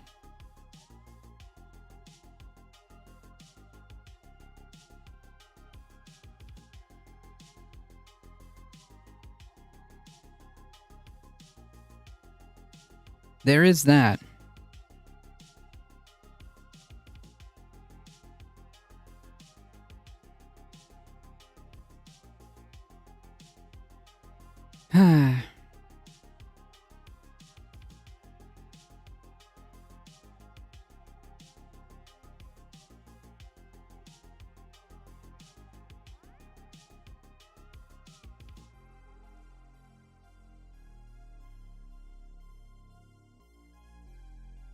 So I had to distract you? Oh no, it's all good. This entire scenario has been Evil Robot Jeff, how's it going? Content clown is a pretty funny term. True. Sometimes, yeah, sometimes these clowns come in and make good content. Maybe I said that by accident, but yeah, they're essentially content clowns. There you go.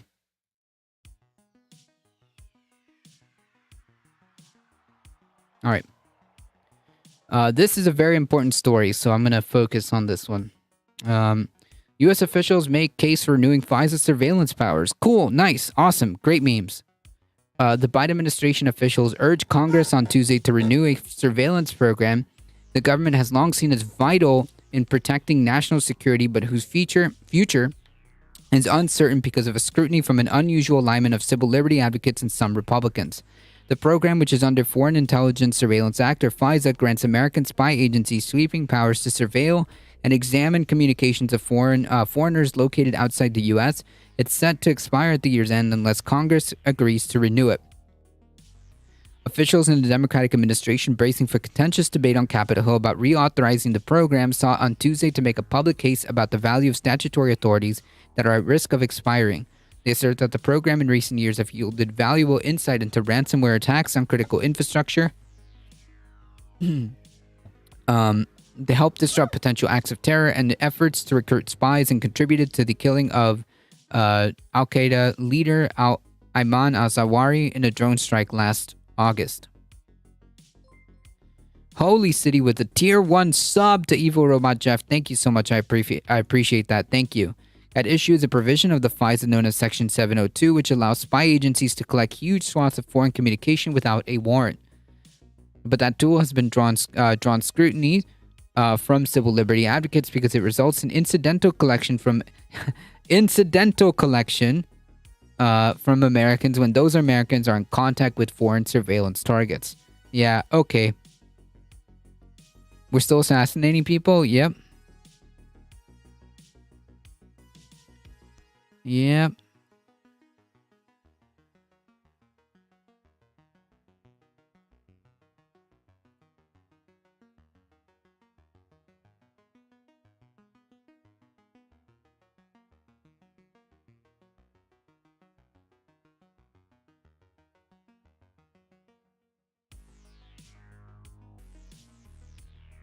As of today, I don't accept the claim that Americans' privacy is adequately protected under the current 702 program, said Ron Wyden, a longtime Senate Intelligence Committee member who has long pressed U.S. spy agencies on compliance with civil liberties.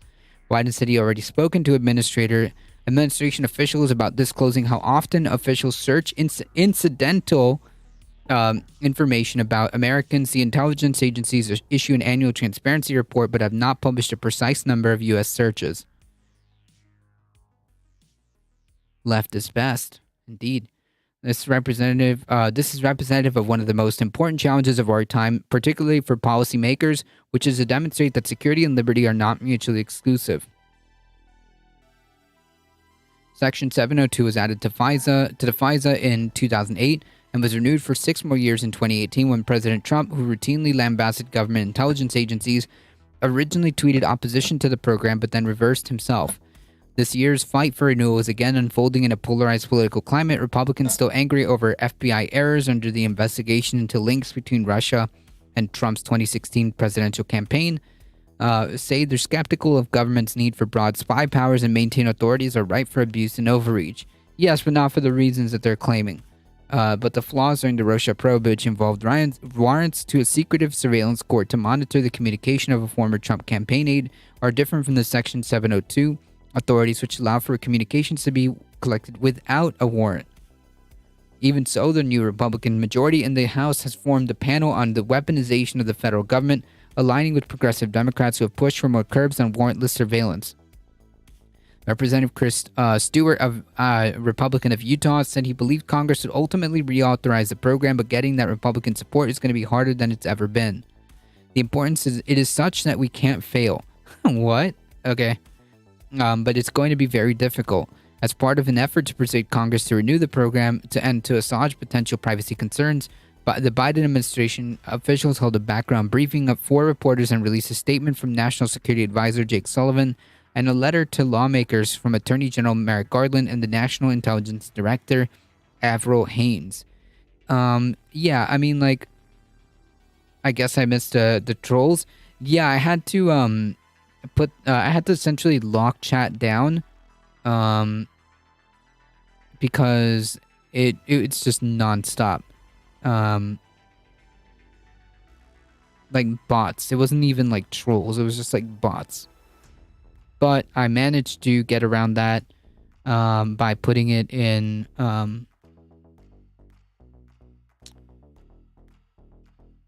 follower mode. Maybe info obtained this way sucks, like doing families and weddings, like droning families and weddings. Yep, exactly. Exactly.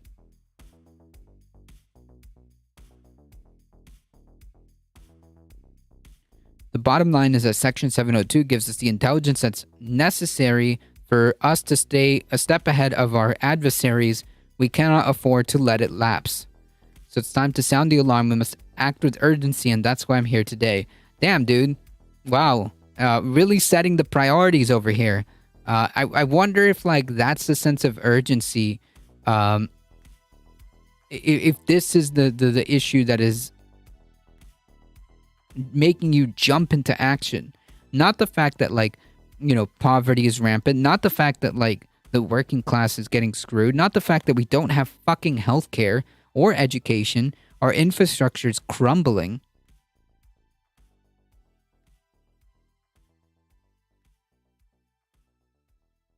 It's the fact that we need to renew this very dubious program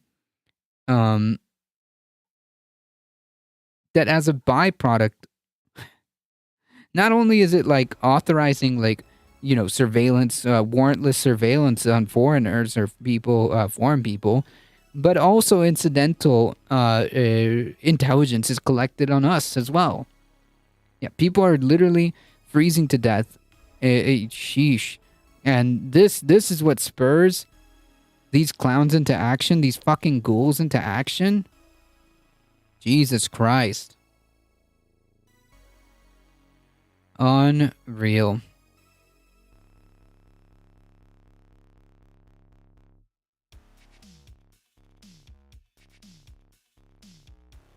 Unreal. National security officials say 702 makes possible their most critical work, from collecting intelligence on China to stopping ransomware attacks on other cyber intrusions that have disrupted government agencies in a wide range of industries. But they have declined to publicly give specifics on how they use surveillance programs, saying those are classified. Don't think so. I think intelligence people are getting like cops. Yeah, I mean, I could see that. Courts and lawmakers have gotten a more detailed look at the program, but in private, intelligence leaders have already been speaking to key lawmakers about Section 702 and will give classified and unclassified briefings to Congress this year.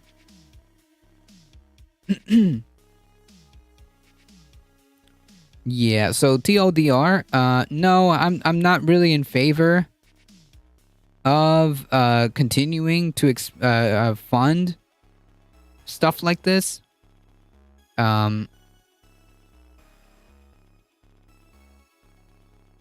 Again, we don't have fucking healthcare. We don't have education, universal, like, college education system. There are people literally freezing to death. There are people that don't have homes. So no, I don't care about this program. It's a waste of resource, and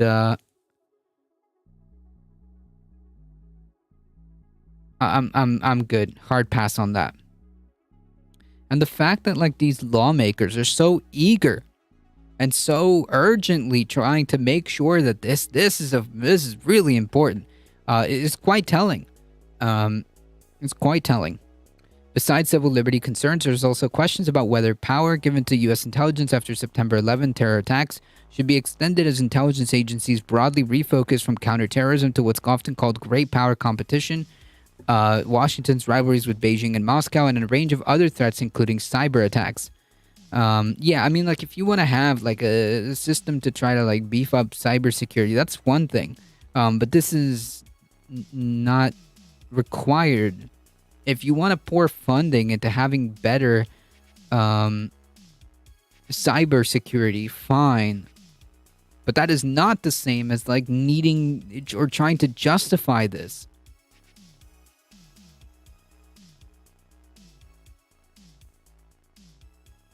It doesn't make any sense.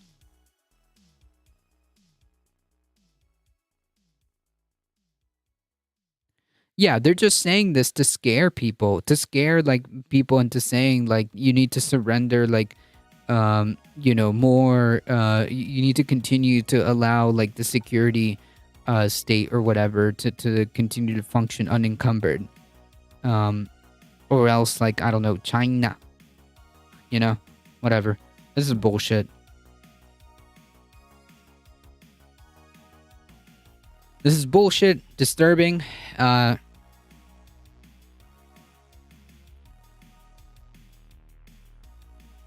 it should be done away with. Yeah, Forever Patriot Act, essentially. This is remnants of this. Vestigial of remnants of this. All right, folks, we've got one more story. If you guys want to continue to support the channel and can't do it financially, before I finish the story, if you guys have a second, please head on over to the YouTube channel and hit the big red subscribe button. It really does help us out. 220 of you have already hit that subscribe button, so I really do appreciate it. If you haven't already and you want to continue to support the channel and you can't do it financially, going there really does help us out. And I appreciate all that. You guys are what makes us go. Let's talk about this. Yeah. Because this is incredibly disturbing. This is incredibly disturbing. State Senator Blaise Ngolia is sponsoring an ultimate cancel act, which would eliminate all political parties that once used slavery as part of its platform. Conveniently, before the switch, the whole purpose of this is to nix the Democratic Party. That's the entire purpose of this. Make no mistake, this isn't about slavery or this isn't about hypocrisy. This is about power. This is about power. While the Democratic Party isn't mentioned, that is his target.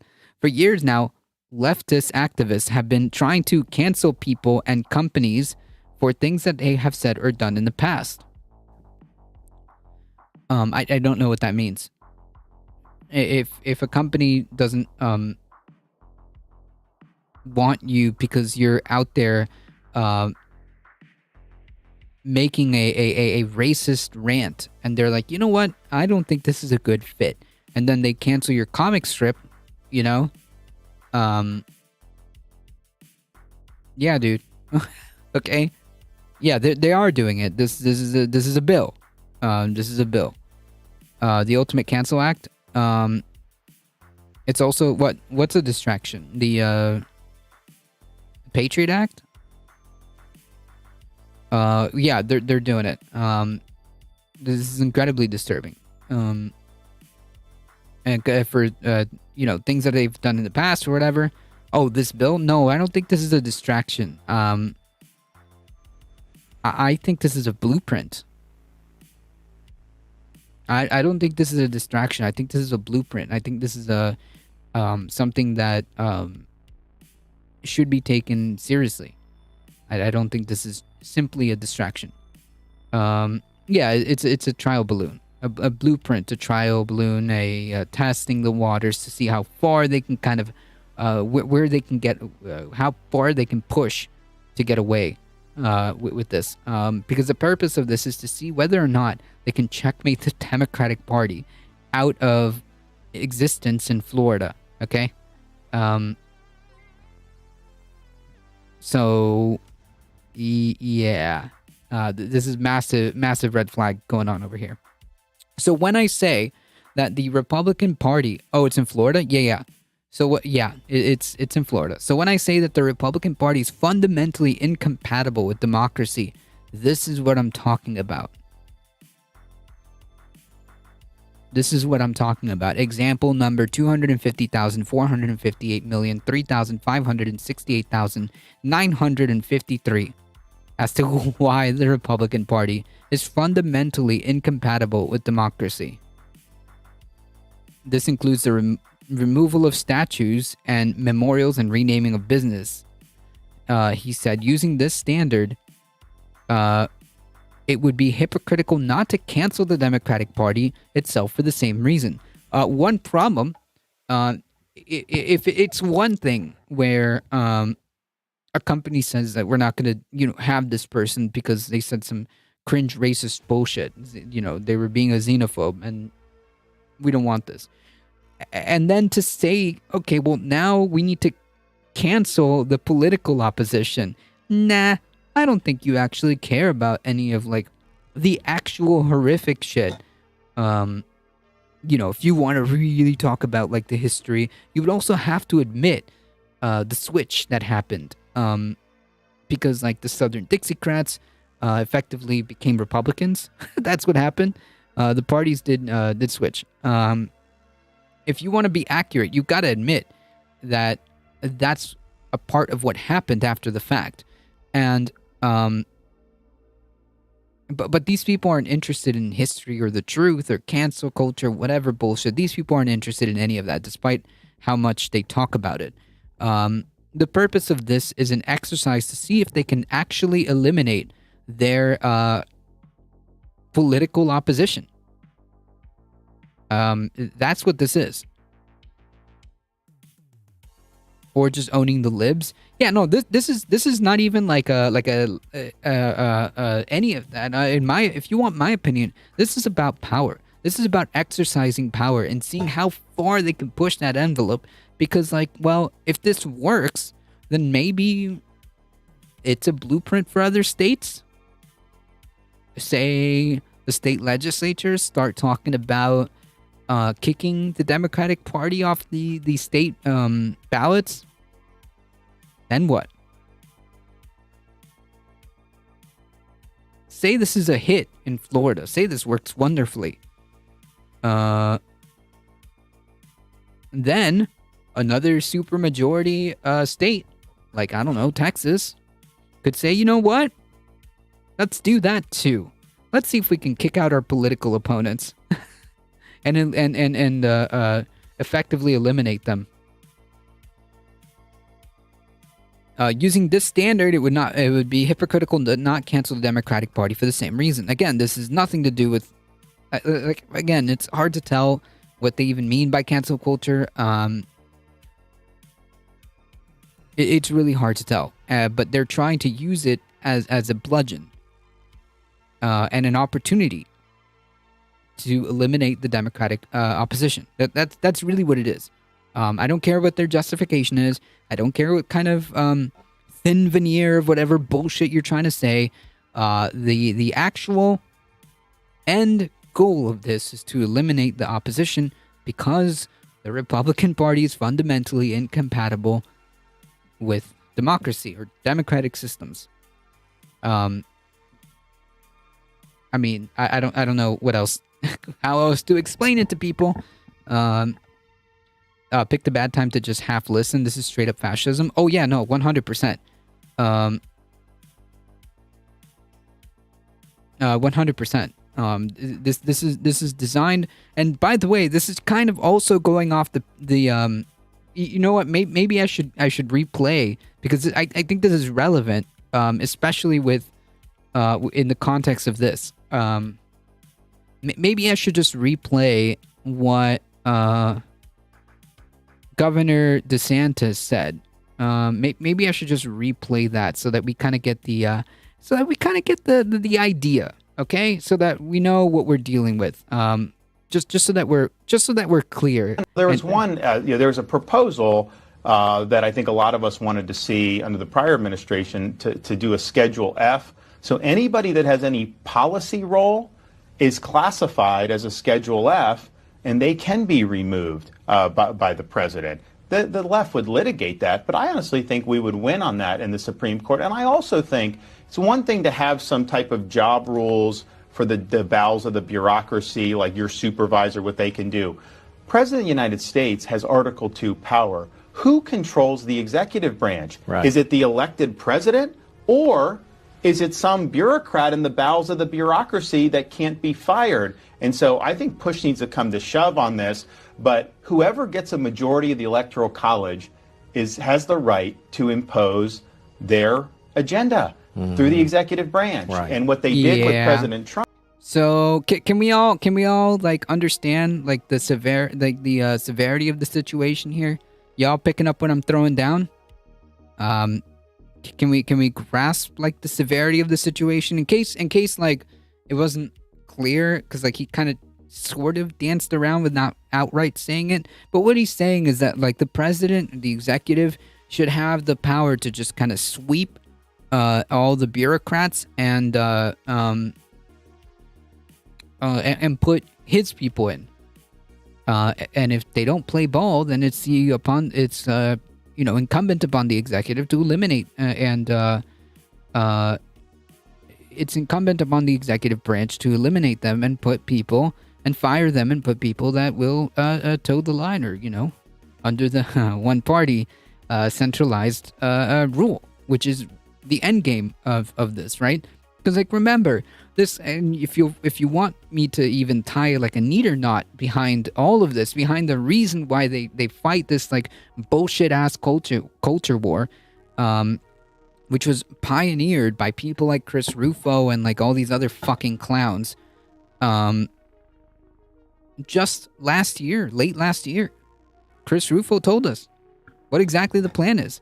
We have to prepare in the event that we win in this is Chris Rufo, in the event that we win in 2024, we have to prepare to reorganize the federal government, so that we can push the country in the right direction. We need to reorganize and make sure that we shut out any left ideology, which just means the opposition, right? Out of the federal government, and we're going to use the executive branch to do it. According to Chris Rufo, at least that's his political project. Not my words, his. Not my words, his. So just to tie everything in a neat little a bow tie as to how like effed this looks. Let's continue.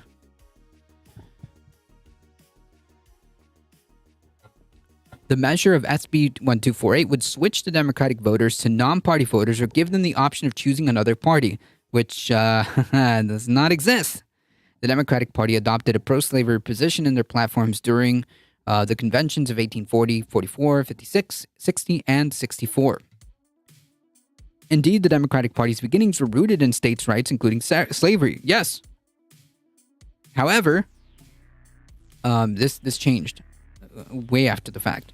The party split during the Civil War, with the Southern Democrats, the Dixiecrats, favoring slavery in all territories, and Northern Democrats arguing it should go to popular vote. A century later, it was Democratic President Lyndon Johnson who signed that Civil Rights Act, according to Ngoglia's bill.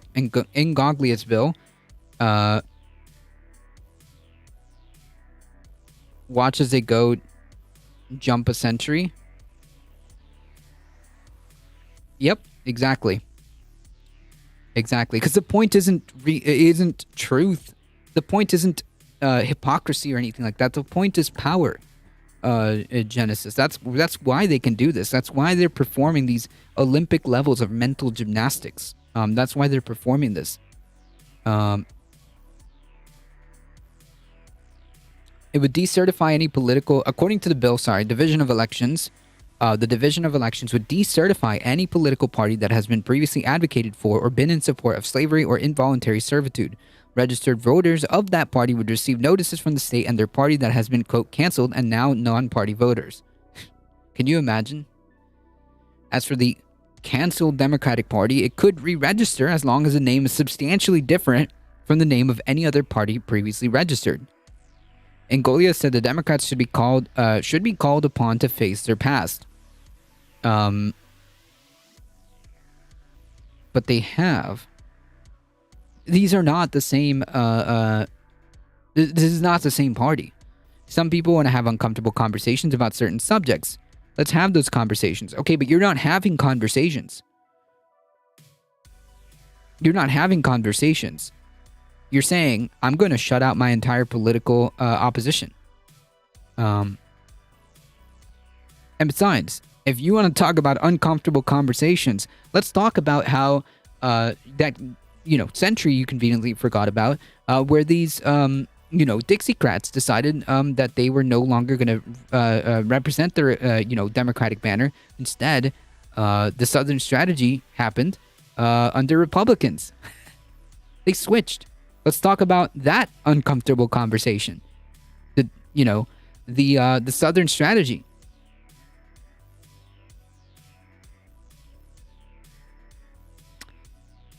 Yeah.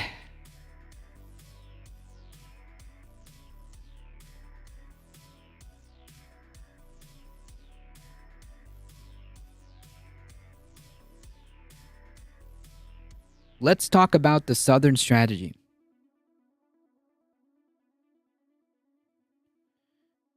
Hopefully not eliminate the Dems. Oh, but that's the thing. The Republican Party enjoys a super majority at this point in Florida. You think the Democratic Party has any chance here? The Dems could change name. Yeah, but I mean, can you imagine? Like, that would be a massive, massive blow. It's on purpose. It's meant to fracture and destroy the opposition. That's the point of this. And if it is successful and passes in the state, any Republican state, any red state with a supermajority enough, with control of the of all branches to make the bill pass, would start doing this without a doubt. Without a doubt, they would. They would. Not because they give a shit about some kind of like, not in an attempt to have like some kind of moral high ground. No, this isn't about that. This isn't about canceling the Democratic Party. This isn't about having the difficult conversations.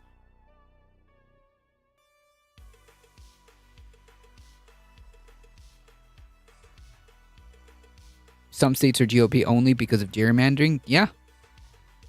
In Florida, probably not if it stays in Florida. I'm not sure what that means. I'm saying that in Florida, it's a very, very red state right now. It is ruby red. And this has a real... The point of this is to test the boundaries. That's what they're doing. They're testing the boundaries. I mean, if this doesn't ring any kind of alarm bells, I don't know. I don't know what to tell you, folks. I don't know what to tell you.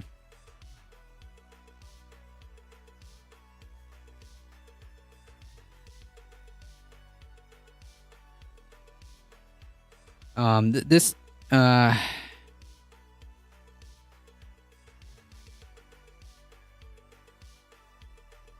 want to see if I can go all the way back. It probably will pass in Florida, and hopefully it stays there. It won't. If it's successful, it won't.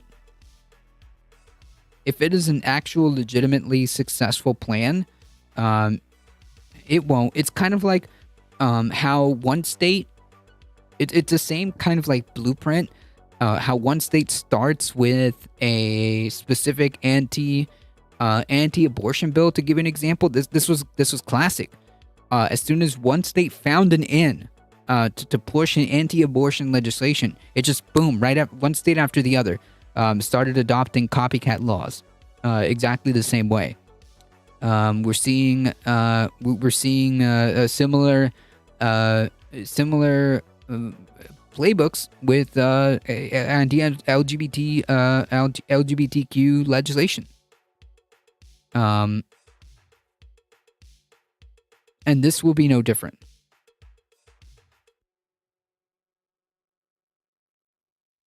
It also seems like the average GOP citizen are going to wake up and be like, "What do you mean I can't insert issue here?" Like they have no idea how these changes are going to affect them. Yep.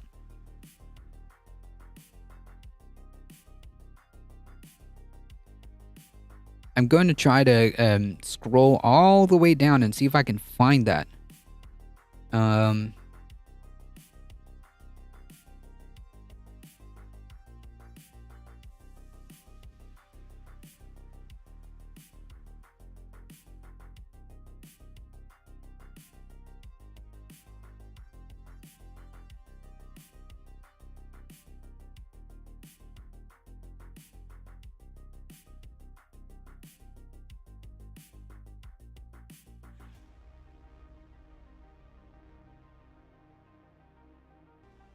Let me see here. GOP encourages empty. Oh yeah, 100%. Like that wing of the party isn't a fringe element. That is the party right there. Here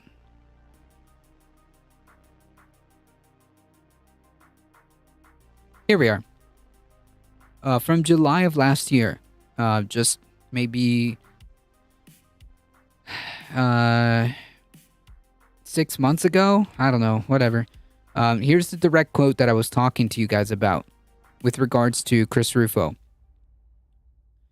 Quote, expand on this campaign for the next time a Republican assumes the presidency. As we approach 2024, I will be publishing a policy paper on, quote, eliminating left-wing ideologies in the federal government. Hey, that's interesting. If this blueprint is successful on the state-to-state level, what do you think that a fully committed Republican House, Senate, and presidency would do? If this is a legally successful way, and this passes, what do you think a committed federal House, Senate, and presidency would do? I'll continue reading the quote just for emphasis because I've read this quote multiple times on stream when it came out.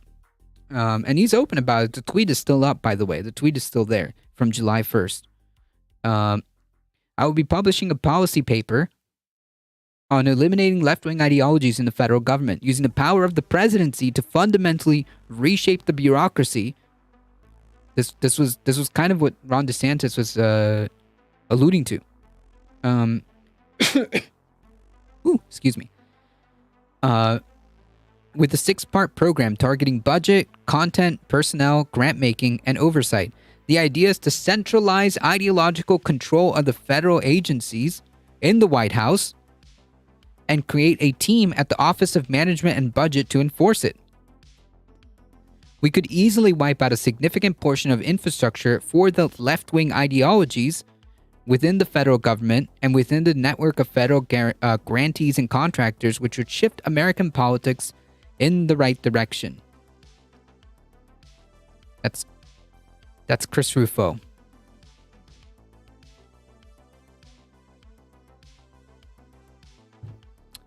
Yeah.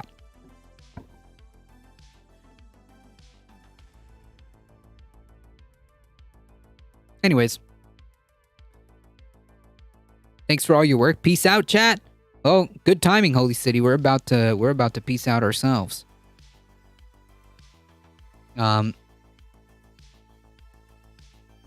I think I think the point has been made, right? Do we understand now, chat? Oh, he's governor gone wild.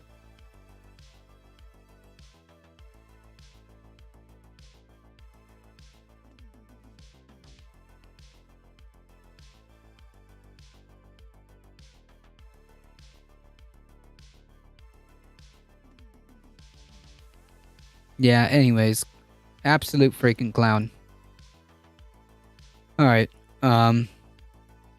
Yeah, so I hope that we understand the scope of the problem here. I hope we understand the scope and the severity of the issue without, and I'm trying to approach this in as much of a logical and level-headed way and presenting it to you as is, really, as is. So I hope that kind of sticks, and I hope people, you tell other people, because this is real. We got to take their words seriously. We got to take their words seriously.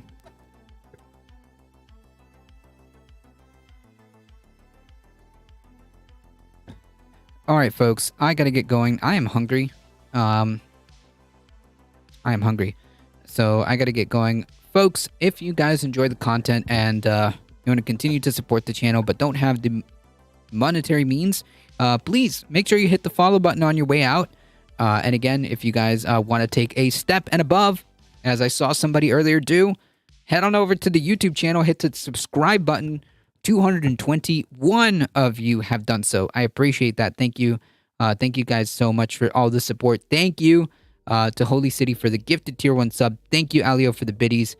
I appreciate that. Thank you, Levelhead, for the offline shout out. I appreciate it. You guys are what makes this channel grow. Thank you guys so much. I appreciate all the support. Thank you for the follows. Thank you, Sharpie Diesel. Thank you for being here. Thank you, Michael Hasser, for being in the chat. Sorry for all those like random bots and whatnot. But yeah, we weathered the storm. That's okay. Thank you guys. I appreciate all the support. Thank you. We'll be here not tomorrow, but Thursday, 5 p.m. Eastern time. Check the Discord for any announcements. I usually just use the Discord as a way to like post articles and make announcements. It's just easier to have like a hub for everybody to hang out. So I appreciate that. Join the Discord if you want to keep up with the channel. As always, please stay safe. Please take care of each other. I love you all, and I hope to see you guys in the next one. Thursday, 5 p.m. Eastern time. See ya.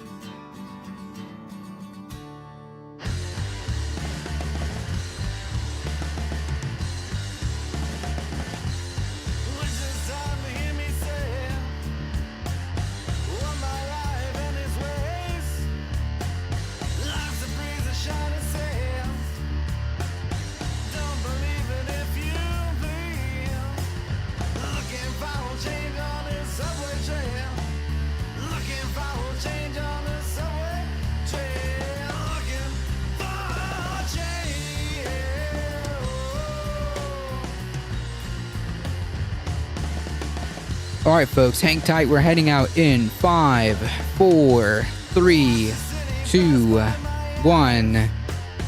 See ya.